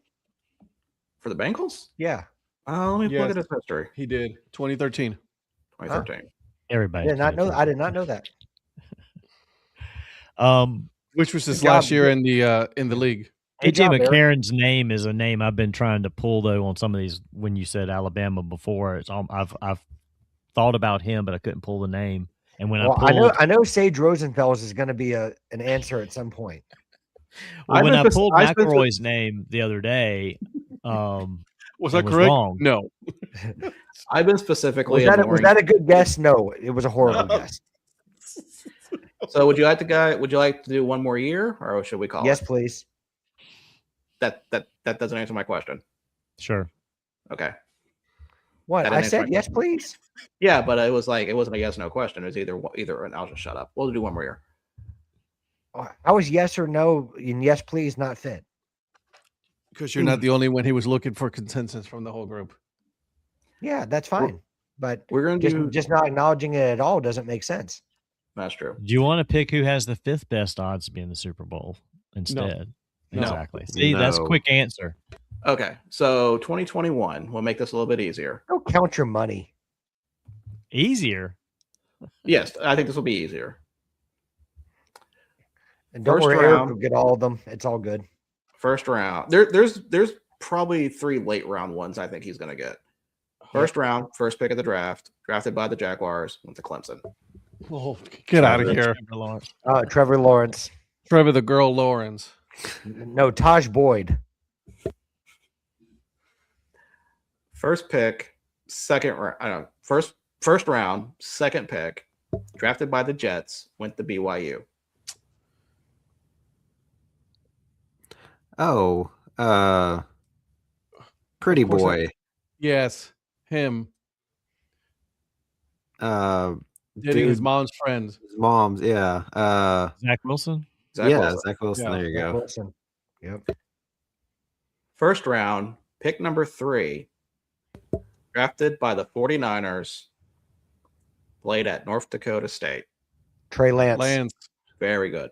Top 3 were all quarterbacks. Yes. Yep. Yes. Yep. Wow. I remember that. And 2 of the 3 suck. Yeah. And the 49ers traded up to get Trey Lance in that. Then they released him. Oh, they did, didn't they? Yeah, They did. traded up. They gave up quite a bit of capital to do Actually, They that. moved they up traded from him. 9 Yeah, they traded him to Dallas. to Dallas. Yeah. Yeah, but they traded up in that draft to try to, because everyone, like, they wanted to get Trey Lance. I'm like, why? Yeah, I think they gave up what 2 or 3 Two. future Yep. future number ones, and I think they gave another high round Yeah. pick with that. It And was then 2 ridiculous. years later, they're like, bye. Like, yeah, like that was a horrible move. Terrible. First round, pick number 11, drafted by the Bears, went to Ohio State. Fields. Fields. Haskins. Now, who was it? Fields. Fields. That's right. Okay. First round, pick 15, drafted by the Patriots, went to Alabama. Mac Jones. Mac Jones. AJ McCarron. No, Mac Jones. Next one, round 2, pick 32, drafted by the Bucks, played at Florida.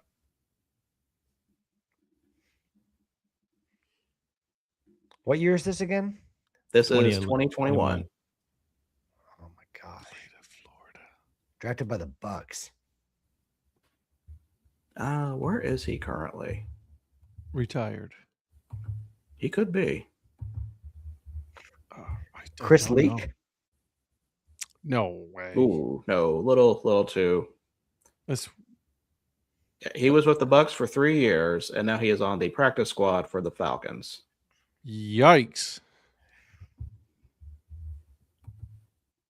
Went to Florida.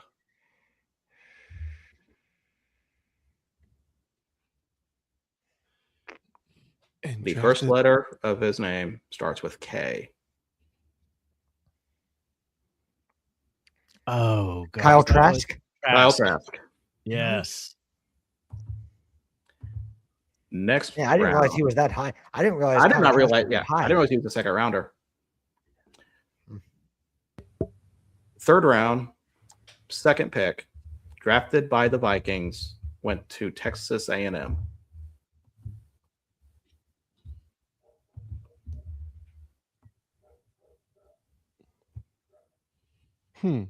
Wow. Drafted by the Vikings and went to A&M. You got me. Come on, Terry.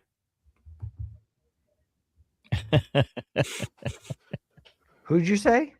He said, "Come on, Terry." Come on, Terry. Oh, I thought you said John Terry, and I'm like, what? No. Kellen Mond. Ellen Mond. Ellen Mond, correct. Okay. Good job, Terry. See? Good job, Terry. Terry.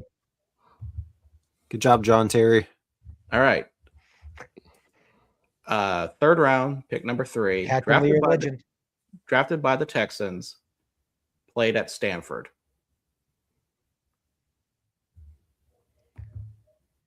Drafted by the Texans. He has also played an NFL game this year.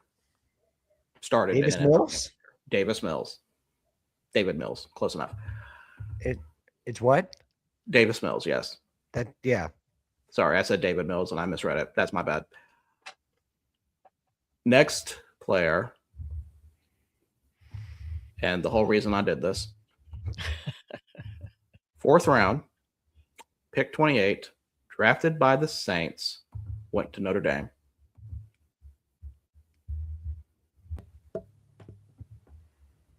Come on, Eric. 21. 21. That wouldn't have been Deshaun Kaiser. No, he was 2 years before that. DeShone Kizer got drafted by the Browns. Yeah, he did. Kaiser went in the same draft as Watson and went ahead of him. What could have been?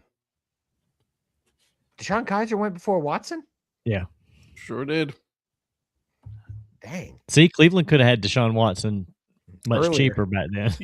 Much cheaper. Damn, who was? Because it would have been the quarterback after Kaiser, I believe. Since Eric won't say it, Brock Heward. He didn't go to Notre Dame. Who followed Kaiser, Eric? Ron Paulus. No. This is 1993. Listen, I had to throw a Notre Dame quarterback out, okay? Hold on, it's right there. Right there. Don't say it yet. Don't say it yet. This made it worth it. Don't say it yet. You could even go to the next one and I'll still be thinking of Ian Book. Very good. Ian Book. Good I job, knew buddy. I knew it. It took me a minute, but I knew I would know it. Ian Rita Book. And the last quarterback drafted, sixth round, pick 34, drafted by the Colts, went to Texas. Oh, Sam Ellinger. Sam Ellinger. Good job, Patrick. See, told you that one was going to be a little bit easier. I like Terry. Come on, Eric. Yeah, I got it. We're back. It's funny. We got the later round ones easier than we did the earlier rounds. Yeah, I got the early ones. Well, Virgil, to be fair, was saying that would happen.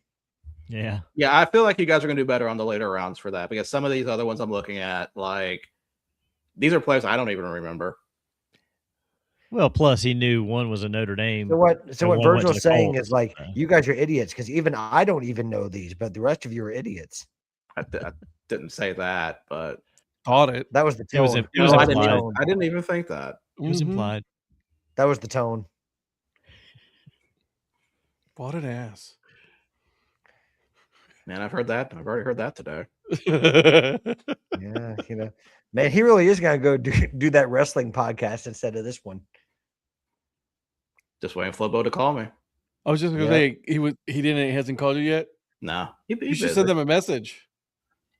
But like, I Flobo, may. I'm waiting. If he's serious about bringing that back, I may talk to him. You should definitely do it. Wait, are you guys bringing the Horseman back? No. Ed, do you have anything coming up? No, not this week, my friend. We're on to next week. All right. So, guys, I guess make you guys sure saw the Kyle Tucker news, right? The what? The Kyle Tucker news. Yeah, Slim put it in the chat. We don't care that he went to the Dodgers. I just wanted to give Terry a shout out. He dropped his podcast this morning. You only doing a shout out because you were on it. Right. Exactly. Otherwise. Shameless self-promotion. No. Go for it, buddy. Listen.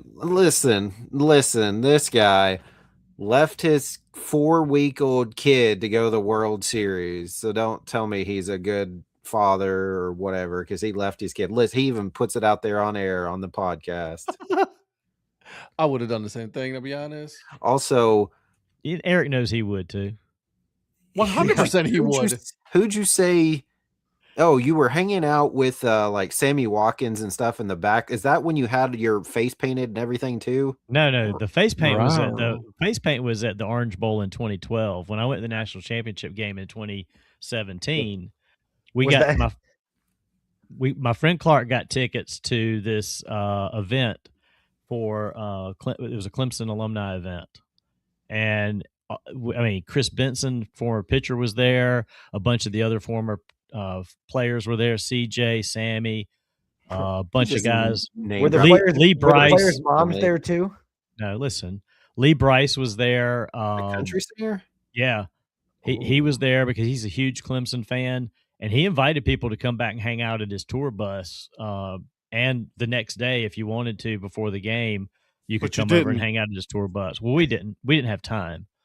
I wouldn't wait time. But anyway, it was a fantastic event. I mean, it was like open bars, hors d'oeuvres, everything. Was this with the face paint? That's what I was saying. When he was talking about that, I'm like, he probably showed up to that with that face paint he showed us. No. I wouldn't have done that. No, that he would have gone to the bathroom like. Well, that was when he was in the Columbia Theater version of Cats. You know we're never going to live this one down, Donnie. Listen, if anybody wants to hear this, Terry's podcast, Foul Tips and Bat Flips, is out now. He released it this morning. All of his episodes are fantastic. He was generous enough to invite an old guy like me on there to reminisce about a lot of things baseball related, the old days, actually. I mean, Terry's like me. He's an old guy. We just talked old guy stuff. Terry does have a great podcast. I'll agree with you on that. Right. So do not diss Terry's podcast. Nobody's dissing it. No, we're not dissing his podcast. Oh, you're like, self-promoting, blah, blah, blah, blah. Like, we're not promoting Terry's podcast. We're never bring up his podcast if you weren't on it. Right. I'm on it, but it's a better promotion. I'm not self-promoting me. I'm promoting him. Sure. If you don't want to listen to his podcast for this one episode, listen to all the others at least. I listened to this one. We were listening to it anyways. Yeah. He just never had Virgil Ederai though. No. I heard that someone has an invite. Maybe Virgil's been on the way he's been quiet. No, I haven't. No. Well, I heard that someone has an invite, but then they've rebuffed it. He's never sent me a link. You what? He's never sent me an invite link. That's not what I heard. Well, I can show you my emails. I've never got that link unless it went to spam. Please keep your emails to yourselves. I don't want to know what's all in there. I'll show you. Yeah. That sounded like a threat. No, he's got the picture of Brandy Chastain in there at the very top. Starred at the top. 99 World Cup. That's funny. Yeah. Make sure you guys are following each and every single one of us. Also follow Terry's podcast. It is actually really good. I refuse to listen to Donnie's episode though, so I'm not going to do that. My story. We all know it already. But make sure you guys are following each and every single one of us on all social media. Hit the subscribe button on the YouTube channel, so that way you guys are always in and out on when our shows. We do have a lot of shows, so make sure you guys are always following us. We do have a lot. Okay. I'm sorry. It's like you got to throw things at the wall, and one of them eventually is going to stick, and that's going to be the one that's going to make us famous. Okay, guys? So let's just go with that. All right. Sounds good? All right, cool. Hey, have a good night, guys. Head day today. I bought the unicorns.